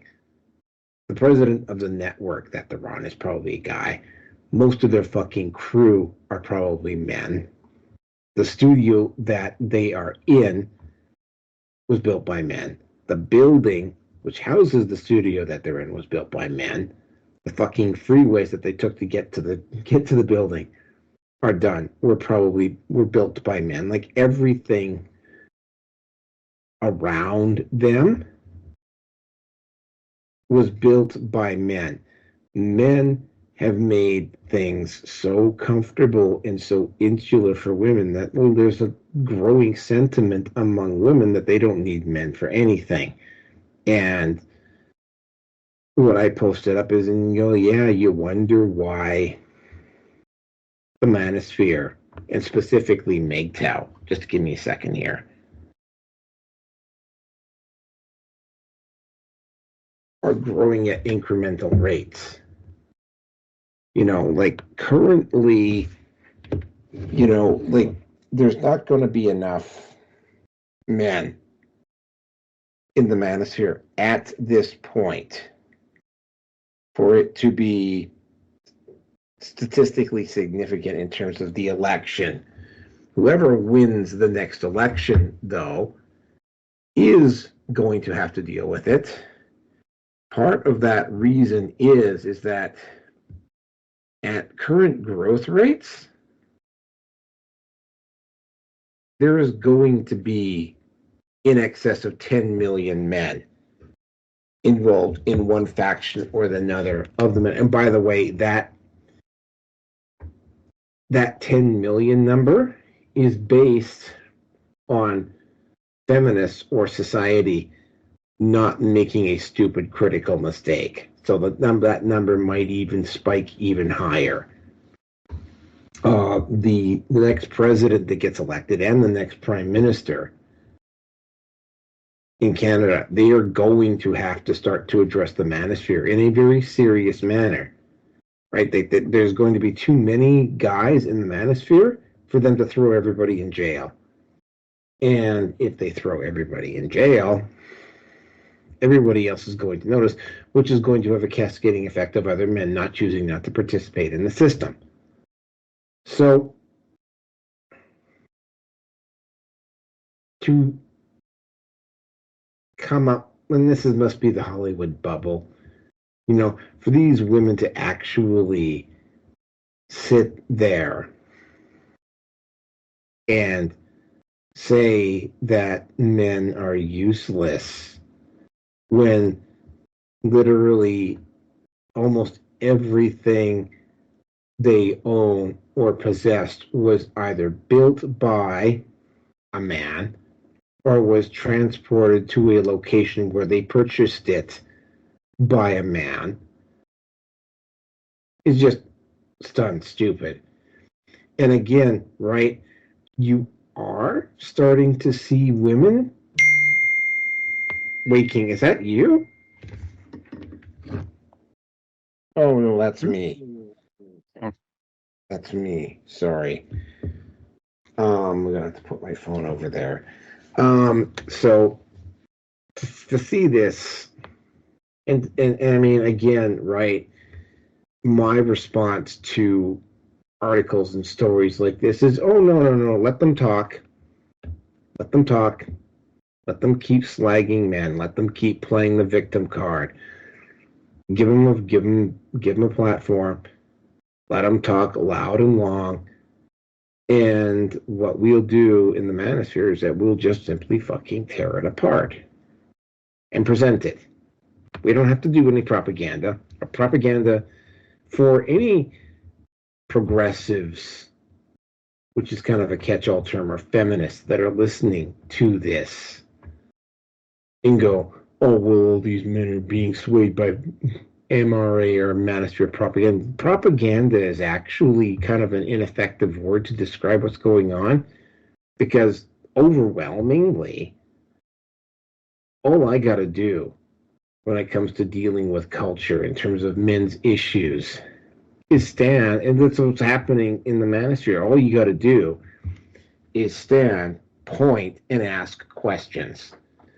And and we've had this discussion before, right? You can go on to, for instance, and they tried to minimize this by saying, the women on OnlyFans are not representative of women everywhere. The women on the whatever podcast are not representative of women everywhere. The women on Instagram are not representative of women everywhere, right? Okay, you're right. Most women are not OnlyFans models. Most women don't go on Fresh and Fit. Most women don't go on whatever. The issue is, and you just simply have to peel away one layer to figure it out. Yes, most women don't do what these women who go on these shows do. Each of these women, though, have sisters, co-workers, mothers, friends, family. that are women.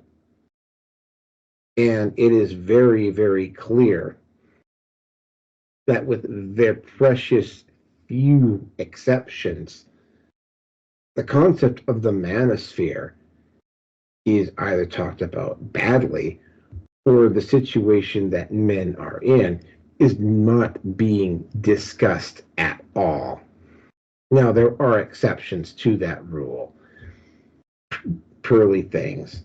There's a couple of other women that I can think of. I can't remember the name. There's one on Instagram that I can't remember his name. I can't remember. There's a few of them around that do have a grasp of the situation. And yes, there are an increasingly large number of women that are also starting to get the grasp on what's going on.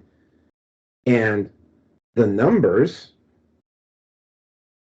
since the manosphere has now been around in a significant way for the better part of a decade now, the numbers are starting to play out exactly the way they were said they were going to play out back in the early 2010s. And rather than acknowledging that fact, they seem to want, and again, they always make it, and when we get to topic number 7, this will be really, they want you focused on Andrew Tate and what Andrew Tate is going through. And they don't want to actually discuss the issues. Or if they do discuss the issues, you got some snarky idiot master debater. He is a master debater, though, by the way. But you get some snarky, dishonest asshole like Destiny twisting facts around. And you need somebody with the debating ability of Rollo Tomasi or Jordan Peterson or Piers Anthony to put this guy in his place. And this just keeps going. And the fact that these women said what they said, where they said it, and they thought that this was going to go over well, indicates that again, women who do television programs are not representative of the women everywhere. No, yes, each one of these women have friends, co-workers, family members that are around them, and this is not being discussed in any type of a serious fashion, at least at this point anyway. And they're getting angry and they're getting defensive because the numbers are starting to not look particularly good. They're not looking like they're going to be in their favor. Guys are walking away from marriage at an incrementally fast rate. Like I said, my estimation is that by the time you get to the next, even say by the midterms next year, there's going to be, and by the way, this is just MGTOW. There are going to be 2 million MGTOW. Just MGTOW, by the way, in North America. There's going to be 5 million men in the manosphere. So it is going to be a significant factor in the midterms, and definitely a significant factor come the 2028 election. The president and the prime minister of Canada and the United States are going to have to start addressing this problem. And from what I am seeing, at least from the female side, and I don't really particularly care to any women or progressives who are listening to this, like you refuse to discuss the problem.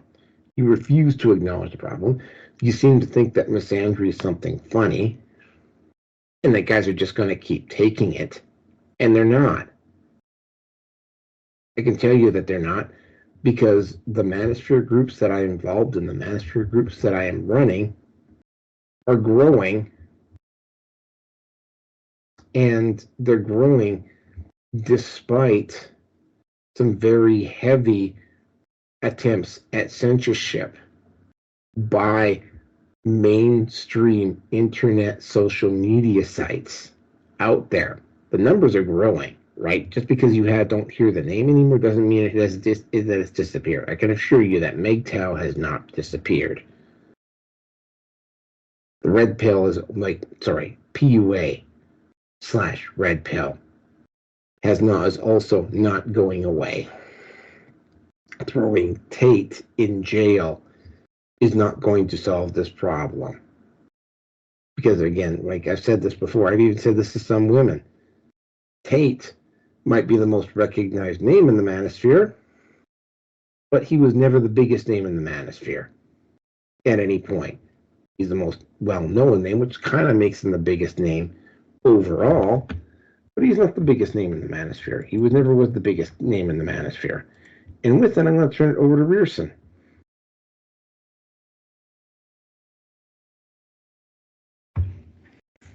So, just want to make sure we're talking about The View.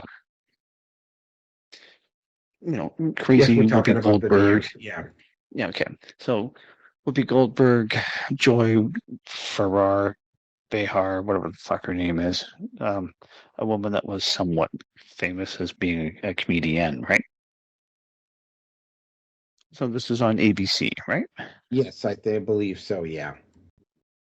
And correct me if I'm wrong, but isn't ABC owned part of Disney?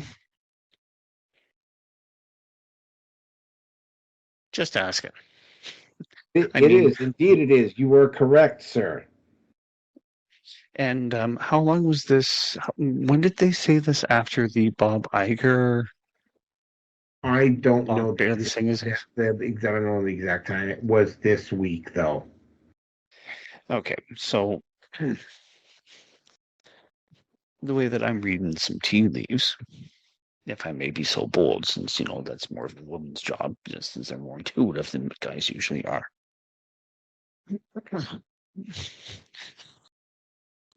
So what I was saying before about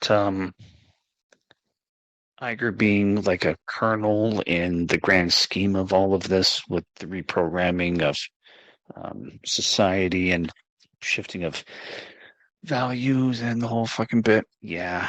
Pardon me for not really being all that surprised when I just brought up those couple of questions right there. That alone should be more than telling as to what's going on. Again, I said this before with Iger having gotten an award from Obama. Whoopi Goldberg has also been pictured of getting some sort of an award draped around her neck, again by Obama. So I'm not fucking surprised with this. Now, my son's godfather is going through a divorce with his wife, who has finally realized that she's a lesbian. And I saw a recent enough picture of her, and she's got her hair fucking dyed purple. Not as it's a dark purple, not the light mauve-ish purple from the sequel, from that stupid, useless kind of a general. Don't remember her name. Laura Dern is the actress. And he's woken up, and he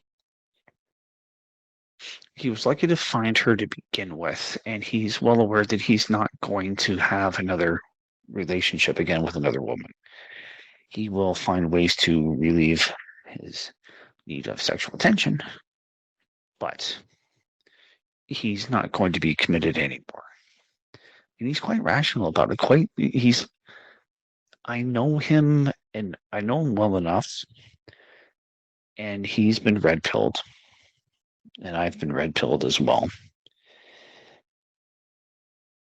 But he's right up there with men being useless. You know what? He's a heavy-duty mechanic. He works for a transport company, and he's making damn good money, easily 90,000 a year, not including overtime. But it's a hard job, and it's a hard job that most women can't do. Now, if men are useless, I wonder how many guys that are working on this set kind of went, well, fuck, they're talking about me, unless they're kind of thinking, oh, they're just kind of joking. We know it's not us. Oh, guys, when women say that, you might want to be, it'd be in your better interest to be more professional and keep it professional when you're working with females.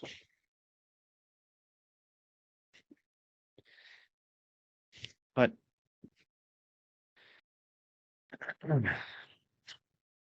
I think my gut is telling me that this is just a wake-up call for everybody to take a good hard look at what the left is about, what the propaganda is doing, what the programming is to try to get you to side with feminism. I mean, we've talked about this before with Megan Rapinoe and how she wants to make a minimum salary, but they also want to get paid the same as what men do, the male athletes in soccer, football, whatever. But no one gives a flying fuck about female sports. What the hell did I just hear? I heard that there were like 6 or maybe 30 potential teams want to join into the women's soccer league. And it's like, outside of Megan Rapinoe, who isn't playing anymore, I don't know any female soccer players. Fuck, I only know of Ronaldo and Messi.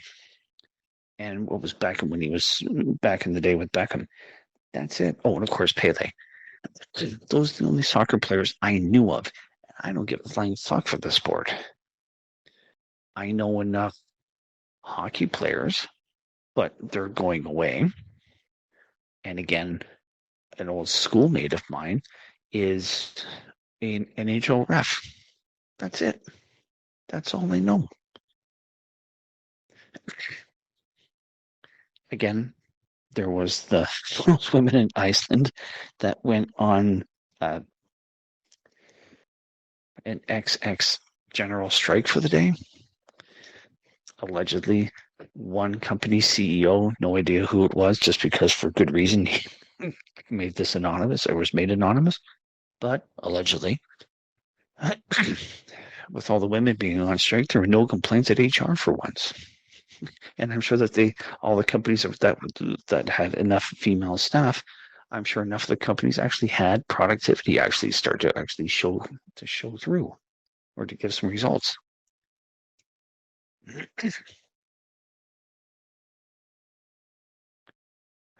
What I would like to see is for men to go on strike and to see how fast society grinds to a halt.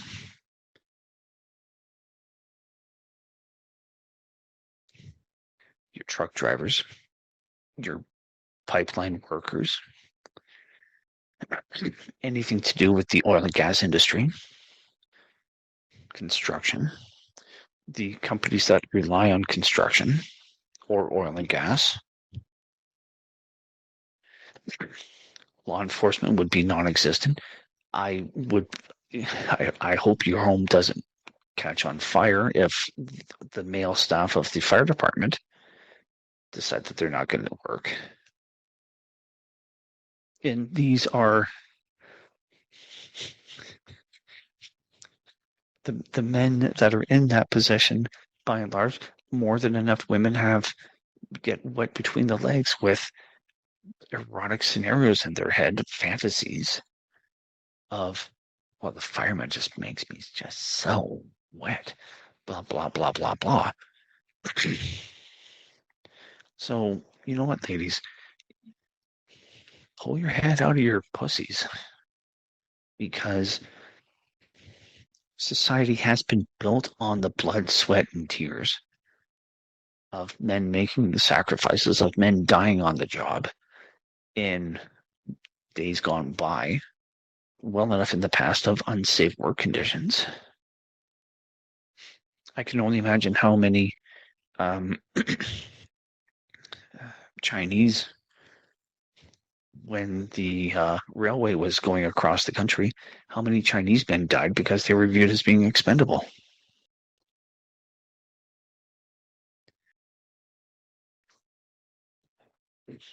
Women in Ukraine are now being drafted into the war, which shows you how desperate things have gotten.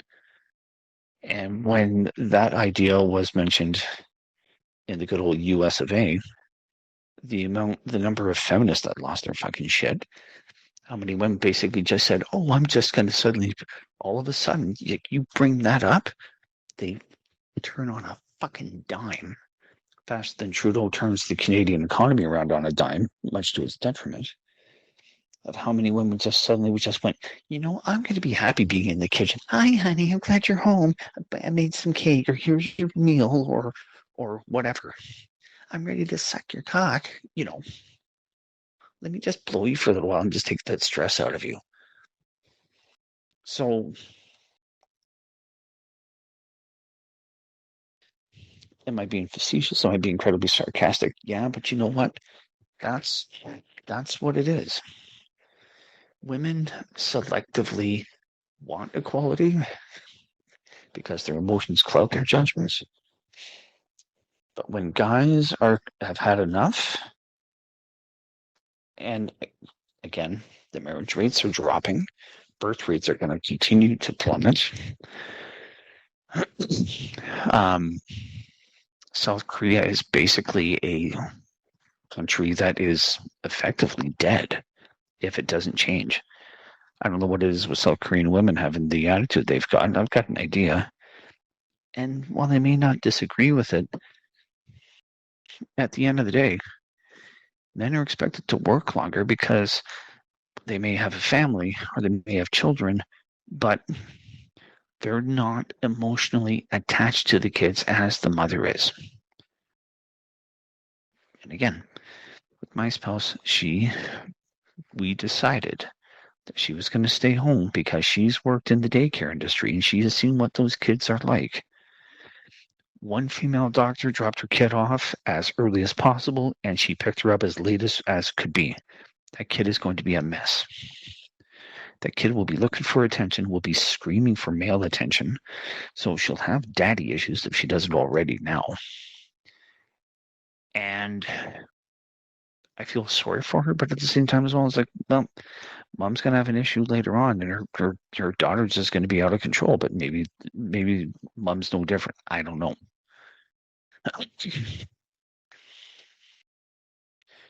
I'm going to have to get the book by Aaron Cleary, A World Without Men, and it shows the breakdown of what society will look like if men check out completely.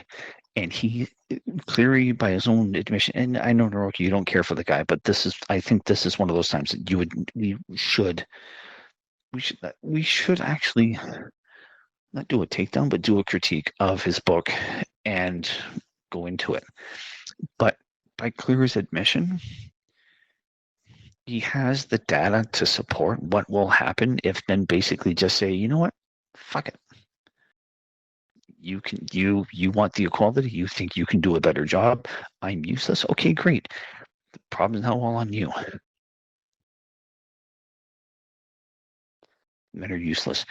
No, men are not. Men are absolutely necessary for society to work, but you also need women to work with men in a society and a marriage for it to be successful.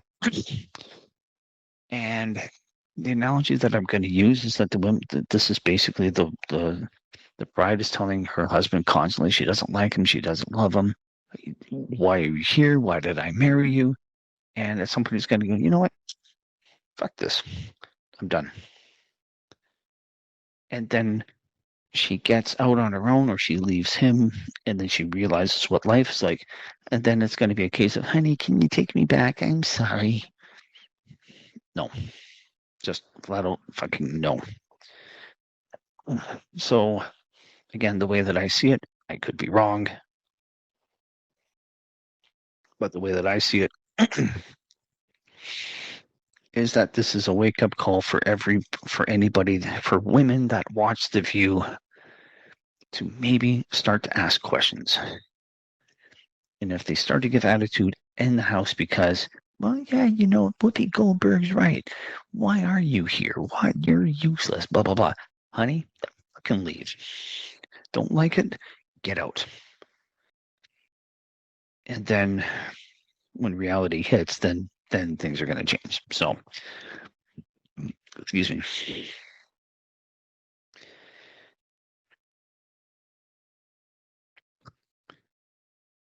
I don't want to work in a female-run company because I don't want to be dealing with the possibility of things changing on a whim because the woman or the women in charge suddenly have something hit them emotionally and it's changed their mind and it's going to go in a different direction. I'm not saying that women don't have business acumen, but they have to have the business acumen by being able to control their emotions and to remain more logical. It's not to say that men don't. We're just as prone. But if a man can be calm and look at things, generally speaking, logically and intuitively, I think it's more. I believe that the amount of successful businesses that are run by men compared to that are run by women or started by men compared to women, the men tend to have more. The businesses tend to be more successful under guys. I could be wrong, but that's just what I believe to be possibly true.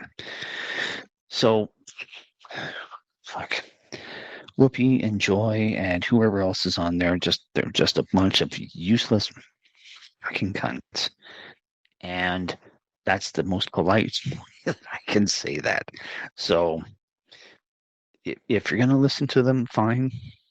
It's a free country. Go right ahead.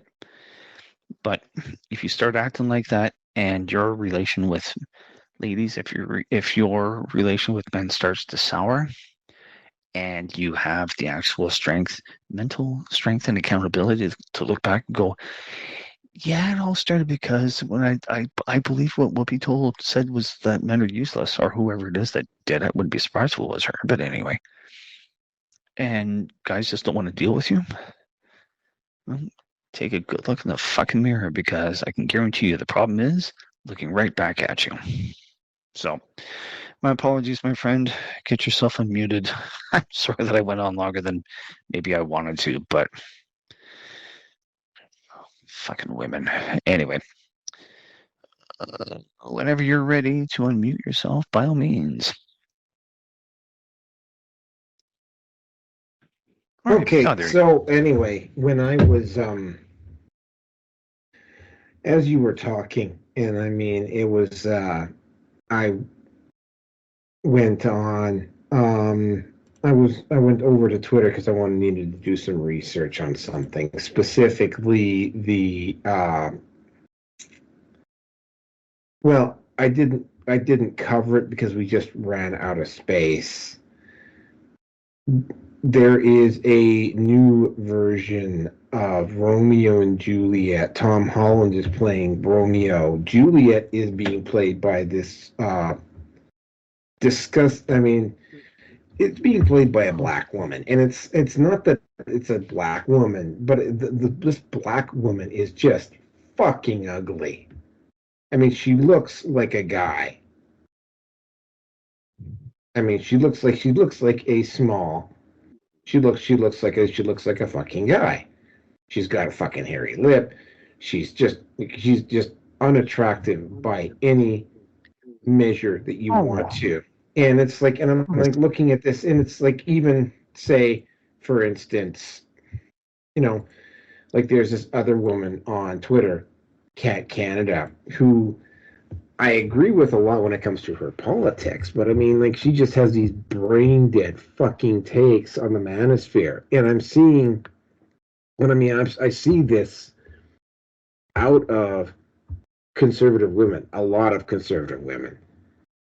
And what they don't seem, and again, right, you go back to the whatever podcast, you go back to Fresh and Fit, you go on Twitter, you see these comments by quote unquote conservative women, and they have these absolutely brain fucking dead takes on the manosphere and what men are going through, and their response is shaming tactics. Is what it basically boils down to, is just straight up shaming tactics. And I mean, one of the first things that they talk about in the manosphere, once you get into the point in the manosphere, once you start doing a deep dive, once you start doing your research, is that very early on, and this is something that I discovered myself,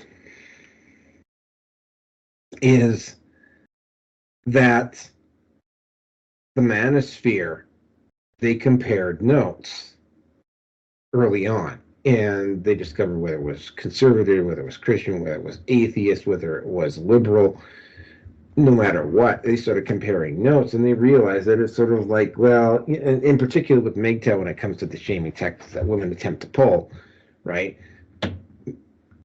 Guys in MGTOW are like, no, like, you mean you have to make a conscious effort to kind of push past those shaming tactics and those scare tactics and whatever. But once you push past them, right, like, that's it, right? Once you got to that point, which I have gotten to, like, their bullshit doesn't fucking work. And a lot of women are reacting, in particular to the manosphere. And I mean, they don't have any original arguments, and they're doing the exact same thing that the idiots in Gamergate are doing, except, of course, Sweet Baby, which we will get into in topic 7 here. They're trying to make it about the personalities. They don't want to actually address the facts. And they want everybody focused on Tate. Or they want everybody focused on one particular aspect of why men are the reason why relationships are failing, as opposed to taking responsibility themselves. And when you challenge them on it, they get snarky, they get defensive, they'll block you, they will do anything other than actually discuss the fucking issue. And then you go, and again, you take what that's happening over there, and you go over to Fresh and Fit. You go over to whatever, and you look at what's going on there. And you see immediately why there's a dearth of information. Why these women that go on those two particular shows are getting fucking destroyed, right? And they're trying to, like, for instance, Fresh and Fit, just a couple of days ago, got royally roasted because apparently one of this one woman that he slept with, he apparently pressured her into getting an abortion. And they wanted to focus on that rather than the other stuff. In fact, it was so bad that even Jeremy Hembling from the Quartering got involved, which is something I don't think he should have done. So when you're seeing this, you gotta wonder where this is not going to end well. Okay? And I'm going to say this again to the feminists and to the progressives and to the conservative women that might be listening to this. Right? You don't have original arguments. Okay? Feminists tried this. Liberals tried this. Social justice warriors have tried this, have taken runs at the manosphere, when the manosphere, by the way, was much smaller than it is now. And they all got their asses handed to them. All of them. Right? Now, You could send out the Andrew Clavens and the Michael Knowles, and you can send out the White Knights, and they're gonna. And I mean, again, right? They're over, like, for instance, Fresh and Fit called out every single one of those guys that appeared on that Daily Wire show, openly challenged them to come on his show to make their point. None of them took him up on it. Right? Sydney Watson, Dr. Sydney Watson, keeps passing herself off as some type of an expert on the manosphere. Has been called out a number of times by a number of prominent manosphere creators to go on their show and to try to make her points there. And they won't do it. She won't do it. And this pattern just keeps repeating itself. And while all this is going on, all I got to do, and all Rearson has to do, is all I got to do, ladies, conservatives, is stand and fucking point. Now, if you're stupid enough for the trad cons, for the conservative guys who want a fucking white knight, okay, here's what's going to happen to you, okay? You're going to get fucking crushed. You're going to get defeated. You're going to get humiliated. Your head is going to end up on a metaphorical pike, and it's going to be put up on display right next to the liberals and the SJWs and the male feminists and the feminists that all have tried the exact same fucking thing. Okay? The state ain't going to help you. In fact, if you try to bring the state in on this, you'll just make things worse. The only way you're going to be able to successfully deal with the manosphere is to actually legit address the issues. Which means, ladies, why the fuck are you not calling out what The View just did? I haven't seen a single woman call out what The View did at all. In fact, I'm probably going to have to do a separate video on that very topic. But not tonight, obviously. But with that, you know what? This is not going to end well.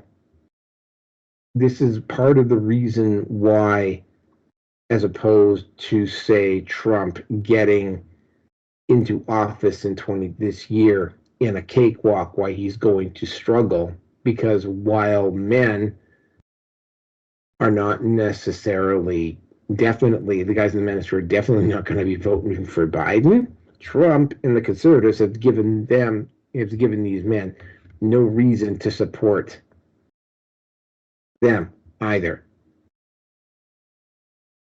So that means a lot of them are going to vote third party.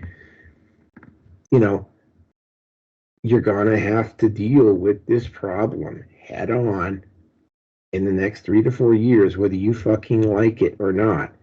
And part of dealing with that problem, ladies, is when The View does bullshit like this. You're going to have to fucking call it out. You're going to have to say this is not acceptable. And I haven't seen any women, or very few women, do that. And I'm done unless Rearson has something else to say. No, I'm good. Okay, so the next topic. And goddamn, we've been going quite a while tonight. And I guess we had a lot of stuff to talk about. Okay, so hopefully this one won't take very long. Planet Fitness. Now, it just keeps getting worse and worse. And we're now into week 5 with Planet Fitness. 2 things occurred this week with Planet Fitness. 3, if you wanted to count the fact that the original founder of Planet Fitness is just absolutely horrified at what happened. Right? But what occurred this particular week, what I found was rather interesting. And I'm going to do them in the order that I reviewed them at the start of the show. Somebody found a website on Reddit, and it shows perverts, sexual deviants, doing rather disgusting things to themselves in the bathrooms of Planet Fitness. Now, along with all of the other, at some point now, right? And I'm going with the one time it's like, okay, second time's a coincidence, third time's a pattern, fourth time it's like, yeah, something's going on here, right? This is the third time now, that third or fourth time now, I'm trying to remember specifically, that this sexual degeneracy has been fucking reported, has been engaged in at Planet fucking Fitness.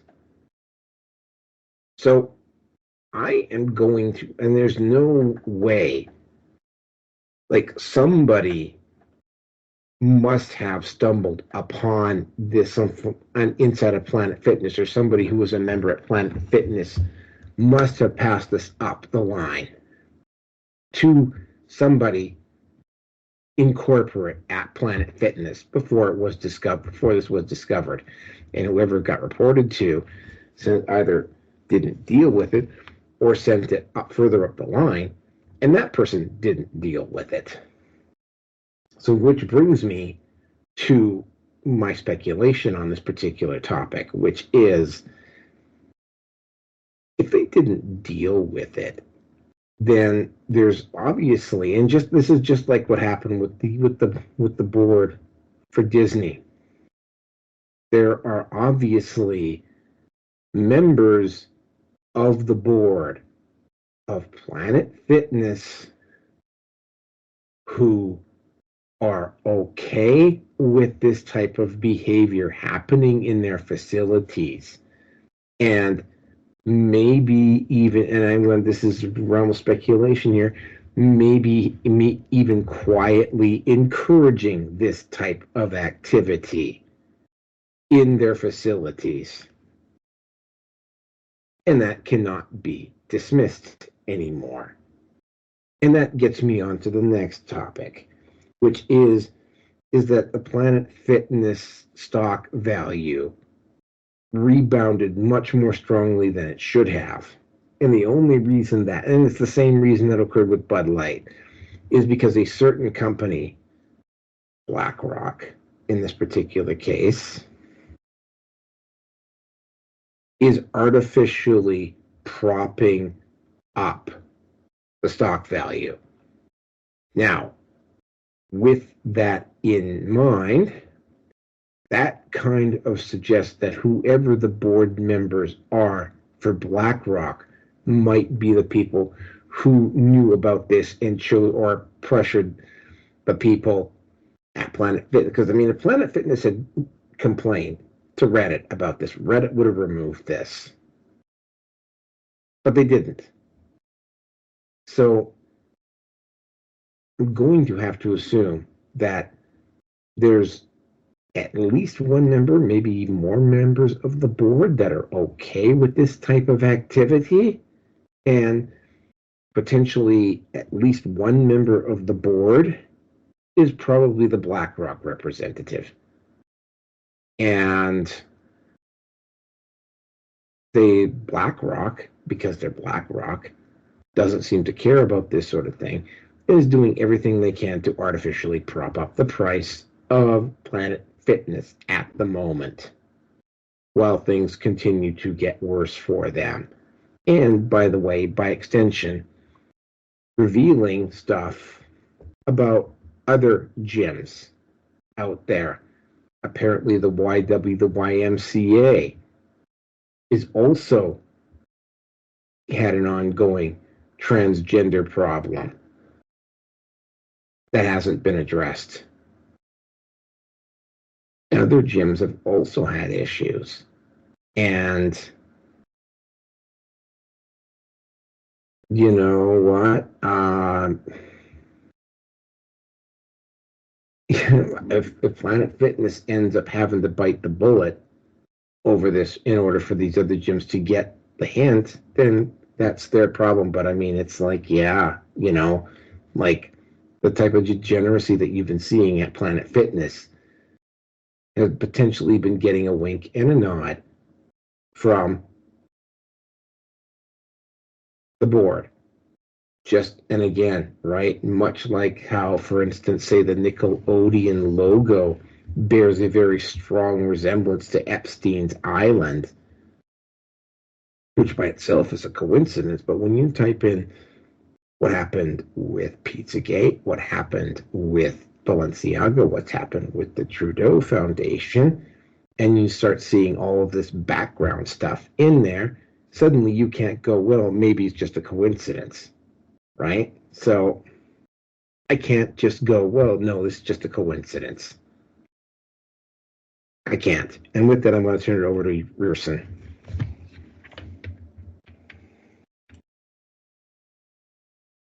Yeah, well, all I'm just going to do on this one is just post up what I found. Again, all the usual suspects.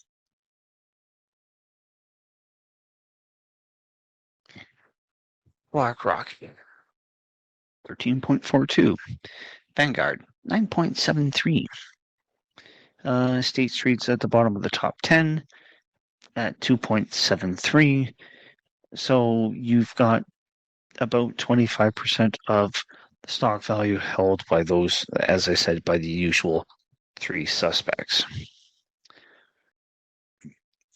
I want to be surprised by this, but I'm not. I don't know anything. Oh, actually, I did look up think as a dictionary definition. I'll have to do that again here.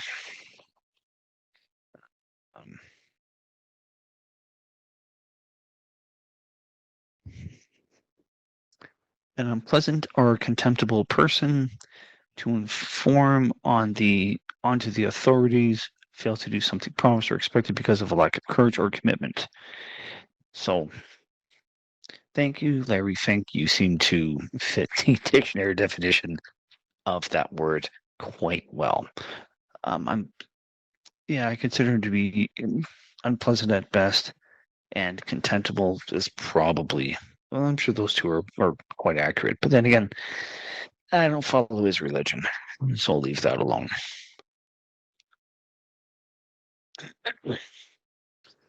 I have to wonder.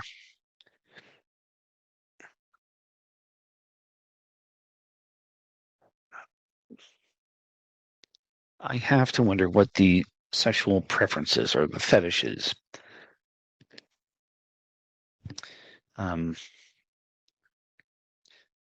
of the powers that be, whoever, wherever that may be within the corporate structure, either at the level of the management in the facilities or how far into the actual corporate structure does it go for this to have a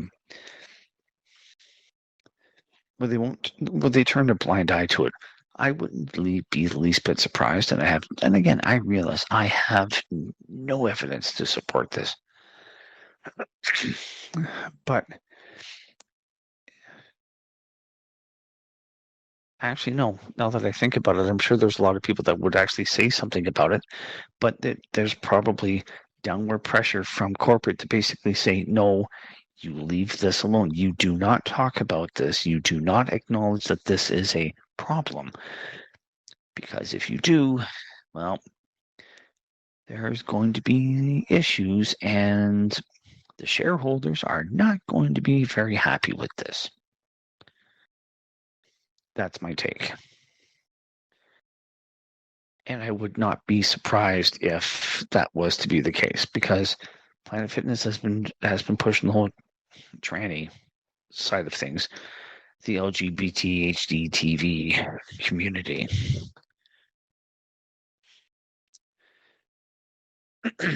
And if there seems to be no push to address the pedophile problem within Disney, which BlackRock has enough of a stake, or at least the typical 3, or I'm sure enough of the top 10, of the shareholders of Planet Fitness who probably hold stock in Disney to some degree or another. If Disney is not showing any pressure or any genuine drive to fix their pedophile problem, and I believe it's Alan Bergman had went to a city council meeting and flat out told the city councilors, "We're coming for your kids. We're going to be pushing the whole trans agenda, and we want to sexualize your kids, blah, blah, blah, blah, blah, blah, blah." Folks, do not be surprised if that's the same case of what's going on here. Just don't. I think it's a great... This is but one of many wake-up calls as to what's going on. Now, in all likelihood, any gym owner, if they're franchised to all of this, like I said, has probably been told, shut up, put up with it, and shall we say, take it up the ass, even though it's going to hurt, but we don't care. We're the ones that are telling you what needs to be done, and you're going to do it. Otherwise, you'll lose your membership, and good luck. Wouldn't be surprised if they're going to be threatened to be sued for breach of contract. So,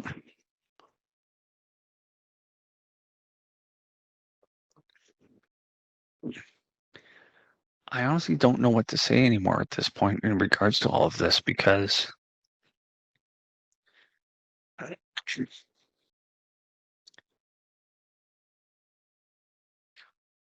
the same activities that are being done elsewhere, when we see the unholy trinity as shareholders, it's not coincidental. This is now, I'm past the point of, I'm not surprised by any of this. I really am not. I know that I remember, and it didn't really make news or headline news here in Canada, but again, the CEO of Tim Hortons in New York was caught with kiddie porn on his computer. Tim Hortons in Canada is a fucking national institution. Like, that's the only way to describe it. Like, there is an incredible level of loyalty for the brand. And I can only imagine the pressure that was put on the mainstream media news agencies to shut up because you release this. We are never going to be advertising with you ever again. You know, that I wouldn't be the least bit surprised if that's what the threat was going to be. So, degeneracy at the gym level, I'm not surprised by that. The tolerance to it, I mean, if they're already tolerant for all of the trans stuff, I mean, really, the question that should be asked is, well, should I be surprised if anything else really nasty comes out from all of this? So, to each their own. And as I said before, and I'll say it again, at the end of the day, if what turns you on works with consenting adults, I don't really care. And that's as far as it goes. So, I don't have anything more to say on this one, my friend, so let's move on.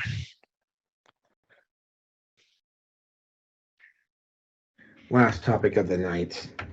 And, Yep. Ooh, that is very interesting. What's that? That is, sorry, refresh my memory. This is the people who have investments in Planet Fitness? Yep. BlackRock, Vanguard, Champlain, JP Morgan. Oh, fuck. JP Morgan's up there. And at the bottom, number 10 is State Street. JP Morgan's also been quietly involved, and not as bad as some of the others, but 13, why would they want? Why? Yeah, it's why up, would full, I? It's a full quarter. Just yeah. So JP Morgan is going to be smart. They're going to keep their mouth shut because everybody's going to see BlackRock, Vanguard, and State Street. I've seen J.P. Morgan involved in a lot of this too. They haven't been fingered as consistently as the other three, but I mean, I'm starting to see them. And this is something I wanted to bring off air. You know that list that we made at the end of the year with all those companies that did that bullshit? Like, we should go through each and every single one of them and find out who the stockholders. Like, for instance, oops, hold on a second. Just give me a second here. Yeah, had the one of the loud ones came out. It's smelly as fuck too. Oh my god. And I'm in a fucking confined room. I was in a confined fucking room too. Jeez. I mean, it's like, yeah. So this is not looking particularly good for it's like every single time a company does something fucking stupid, BlackRock, State Street, and what was the other one again? Vanguard. Vanguard, yeah. I'll come up with JP Morgan is also consistently in there as well. Although they don't get mentioned as much. Very curious. But yeah, we should go back to the start of the year when I listed off all those companies, and we should do who owns stocks for each of them. For instance, when we did the American Airlines flying illegals across the border, guess who was the when we did the stock review on that one? Guess who was the biggest stockholder? That would be BlackRock. And then the second biggest one was, I think, State Street. So we start looking at... Sorry, I did the numbers very quickly of all of for the top 10. That is 50. It's about 57% of the stock. Yep, I'm not surprised. Anyway, let's just get this done here because we got one more to go. Yep. And yeah, I get that you're getting kind of tired of the sweet baby stuff. I'm going to remind you that Gamergate, when it started, lasted months. Yeah. It didn't start to peter out until probably about early 2015, like the front end of 2015. Yeah. I'm going to say this very quickly, and then you can certainly turn into this one. Since gaming now is a bigger industry than what Hollywood isn't, it's only natural that they would focus on going here to try to have more influence in the culture war because they're losing right now in Hollywood. So they're losing here too. And then we'll get into what, and because I mean we talked about this. We talked about this when the view says men are useless. They're doing the exact same thing here. First of all, 3 specific things happened. The first one was that there was another sweet baby coming, again, based out of Quebec, was involved in this. And when they got exposed, the woman that got exposed in it turned out that she was a full-blown racist bigot, that she hated white people, and she had all of the DEI counters instead of the gaming company figuring out that, our goose is cooked, they decided to back her up on it. And here's the thing, right?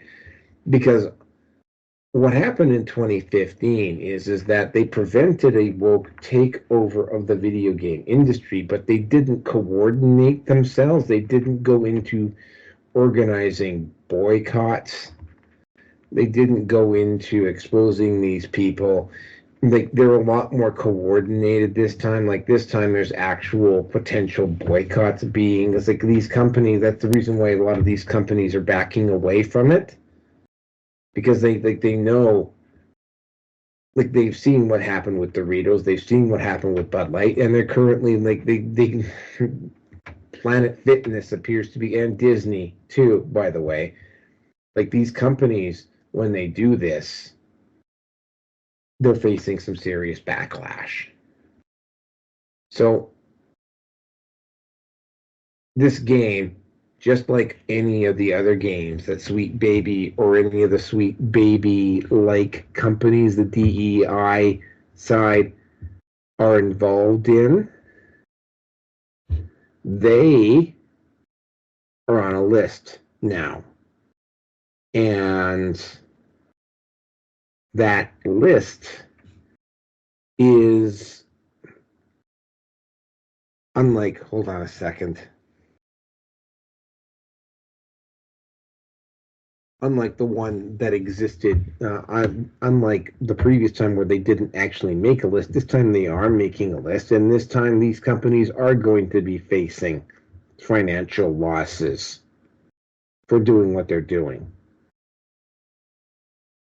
And they're aware of it this time, which is why, and they're doing the exact same thing that what I talked about around when the V says men are useless, and what they're talking about with the transgender stuff. They're trying to make it about the people rather than the topics, right? So what they're doing, what the DEI crowd is attempting to do, is they're trying to put pressure on government authorities to go and arrest Cabrutus, and of course they're doing all of the other usual stuff, right? They're playing the race card, and they're pulling a Sarkeesian, and they're saying that certain individuals are directing harassment, and when they're asked to produce actual receipts, they don't have any, or they just ignore, they don't have any, well, most of the time they'll just ignore it, right? And it's not like it was 10 years ago. Twitter does not have their back. The mainstream media has lost a lot of its legitimacy. There are alternate, because, well, I mean, first of all, you can take them on Twitter, and you have taken them on at Twitter. But I mean, there's now alt media and alt tech sites out there that will report the facts that cannot be blocked. And so they cannot be blocked. So the information about what the gaming industry is doing, or the AAA gaming industry, and specifically the DEI crowd is attempting to do, is not having the same effect. And also, folks on the other side are aware of what's going on. So the smear campaign, the attempts by the DEI crowd to make this about the people is not working as effectively. So they, like, for instance, they have gone to government sources a lot faster than they did the first time around. Now, and a prime example of that is Mark Kern, aka Grums. Now, somebody in the mainstream media did a hit piece on Grums. Now, Grums had been quietly sitting in the background reporting all of this stuff on Twitter, and then all of a sudden he found himself being massively attacked. And of course, right, it's not actually about what he's talking about. It's about the fact that Mark Kern is in his mid-50s like I am. Or they talk about the fact that one of his projects failed to launch. They're making it about him. They're desperately the same thing that tradcons and feminists are trying to do with Andrew Tate, where they're trying to make it about the person rather than the issues. That's exactly what the DEI crowd is attempting to do with Cabrutus and Grums. They're trying to make it about the person. Because if they actually get, and this is something that Sarkeesian did 10 years ago, and so he quit, right? They tried to make it about harassment. They tried to make it about the personalities. You know, Anita Sarkeesian tried to get Sargon of Akkad and a couple of other people's Patreons taken down. Francesca Ramsey made some noise about having a discussion with the Worski brothers, and then as soon as their back was turned, stabbed them in the back. As a result, Francesca Ramsey has never really been able to regain any respectability because nobody fucking trusts her. The same sort of thing is going on here, right? They're going after Grums about his age, about some of the stuff that he's had to abandon or not be able to do. And they're going after Cabrutus. They actually tried, because I got to point out, Grums was born in Taiwan. He's Asian. And Cabrutus is a Hispanic Brazilian. So neither one of these guys is white, but they have tried to play the white angle off on both of these guys. And what really gets to me is that, of course, they were expecting this, and of course, they're getting their asses handed to them on Twitter, and they keep tweeting, hoping to God that nobody is going to notice, except this time, right? Twitter doesn't have their fucking back. So what's going on this time, as opposed to last time, is that they're now having to go to the government and ask the government to help them out. Except, of course, that the Biden administration is they're out of money, or they're running out of money. They're losing on almost every front. It's looking very much like they're going to lose the election. They might not even have Biden running by the time the election rolls around, because he's that unpopular. So they've got enough problems of their own, and they can't actually help out the DEI crowd. And BlackRock, everybody knows about BlackRock. Everybody knows about Fleet Street. Everybody knows about Vanguard. Everybody potentially should know about JP Morgan Chase as well. And,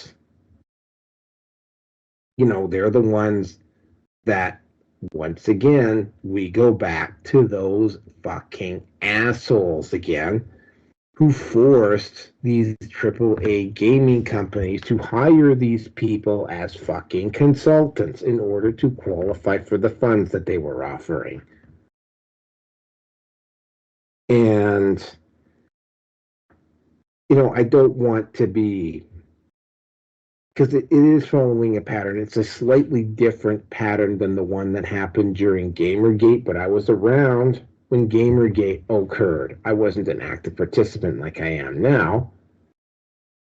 But yeah, this is very similar to Gamergate, and it's also different from Gamergate in a lot of ways, specifically in the fact that,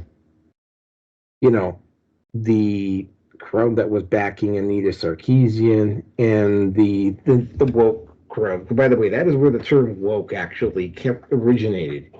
That's when I first heard it, was around the time of Gamergate. And the woke crowd had overwhelming support from the media, overwhelming support from the Silicon Valley oligarchs, and there were no alternatives around.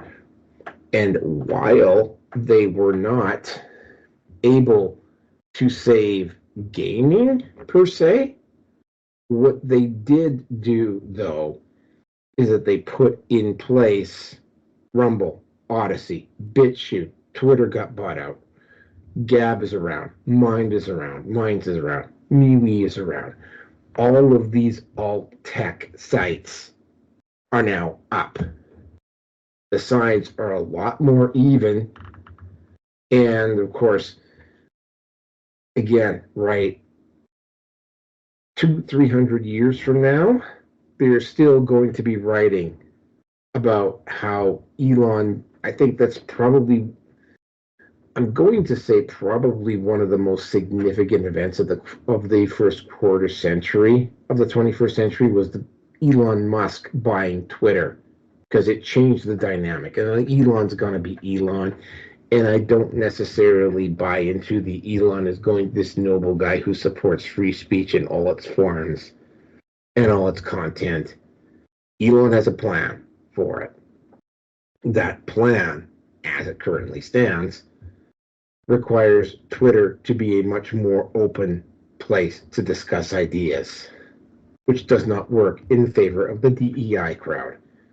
And the DEI crowd is doing the exact same thing to the guys like Grums and Cabrutus and we don't actually have a term for them, so I want to call them the Gamergate, or no, we'll call them the anti-sweet baby crowd. The anti-sweet baby crowd has the ability to swing and hit back, unlike the last time around.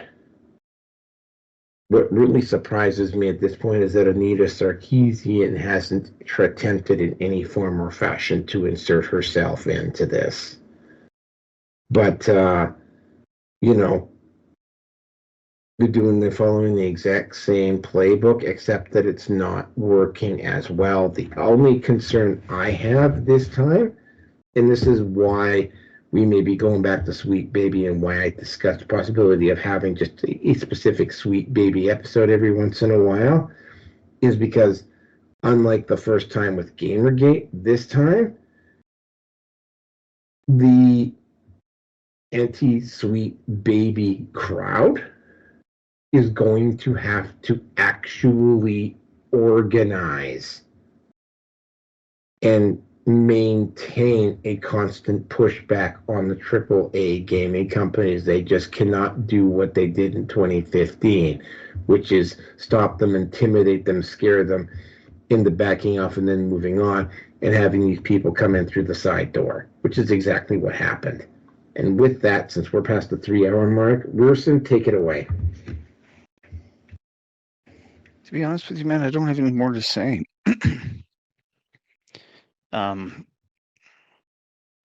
Again, I'll repeat myself here, but since the battleground now has shifted to gaming and anything that the left has to do and the puppet masters that are pulling the strings with all of this shit,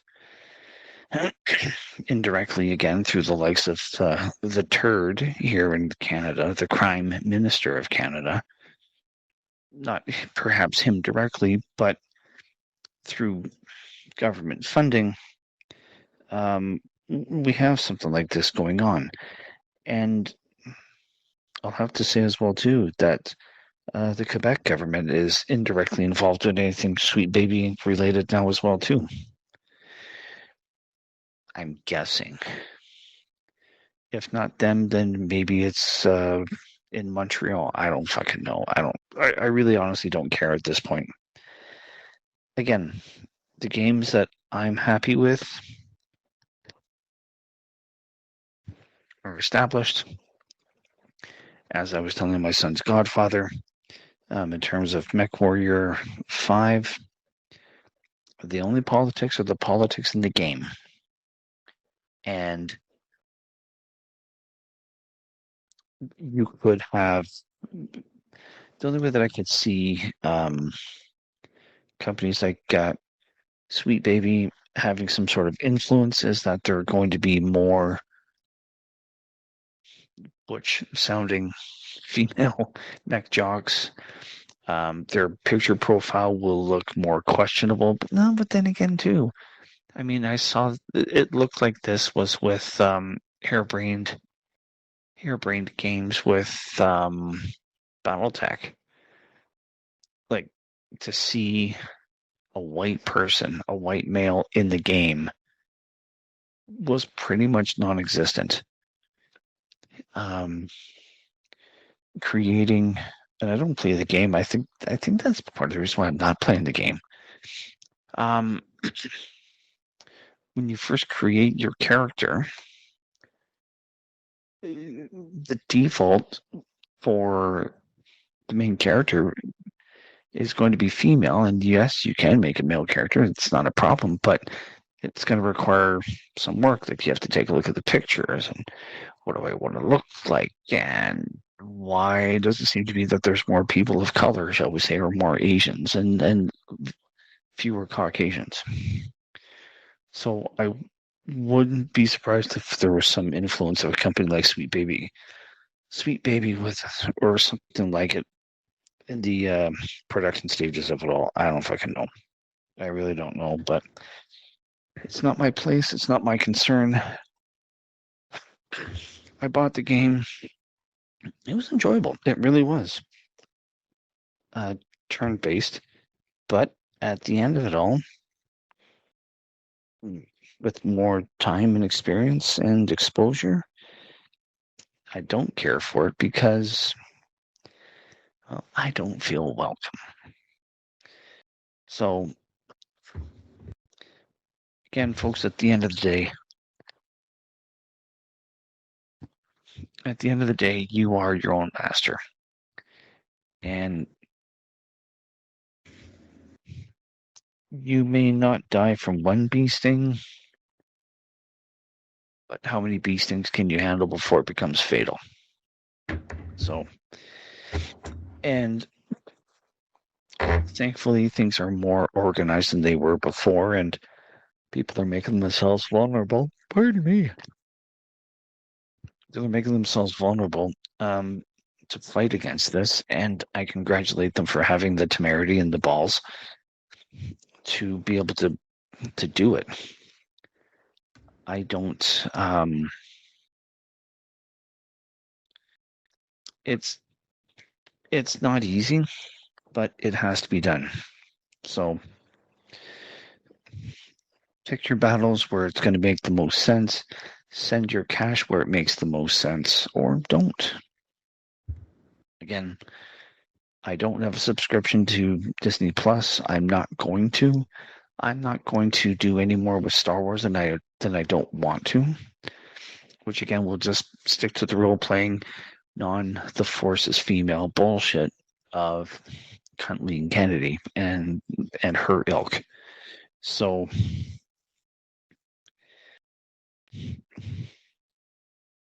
that's all I got. Yeah, I got nothing more on this one. Oh, can't wait to see what's going to happen next with Sweet Baby Inc. going forward. So, yeah. And with that, my friend, I've got nothing more to say, and I'll let you wrap it up, and we're done.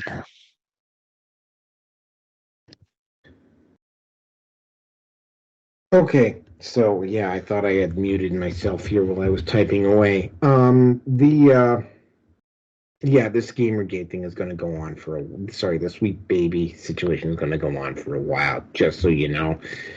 We may have to, because I really wanted to do that topic with that guy busing those Chinese nationals to go vote for him in the last election, but we just ran out of space. So that is it for tonight. We've already, I am going to leave a couple of things open here for next week. But that is it for tonight. Thank you, everyone, for showing up. And just stick around for a couple minutes, Rearson, because I need to speak with you. But that is it for tonight. Thank you. Oh, and everybody, Patreon as Naroki5, YouTube, Odyssey, BitChute, Brighteon, Rumble, and MGTOW TV, Facebook, Minds, Gab, MeWe, and Getter. That is it for tonight. Please support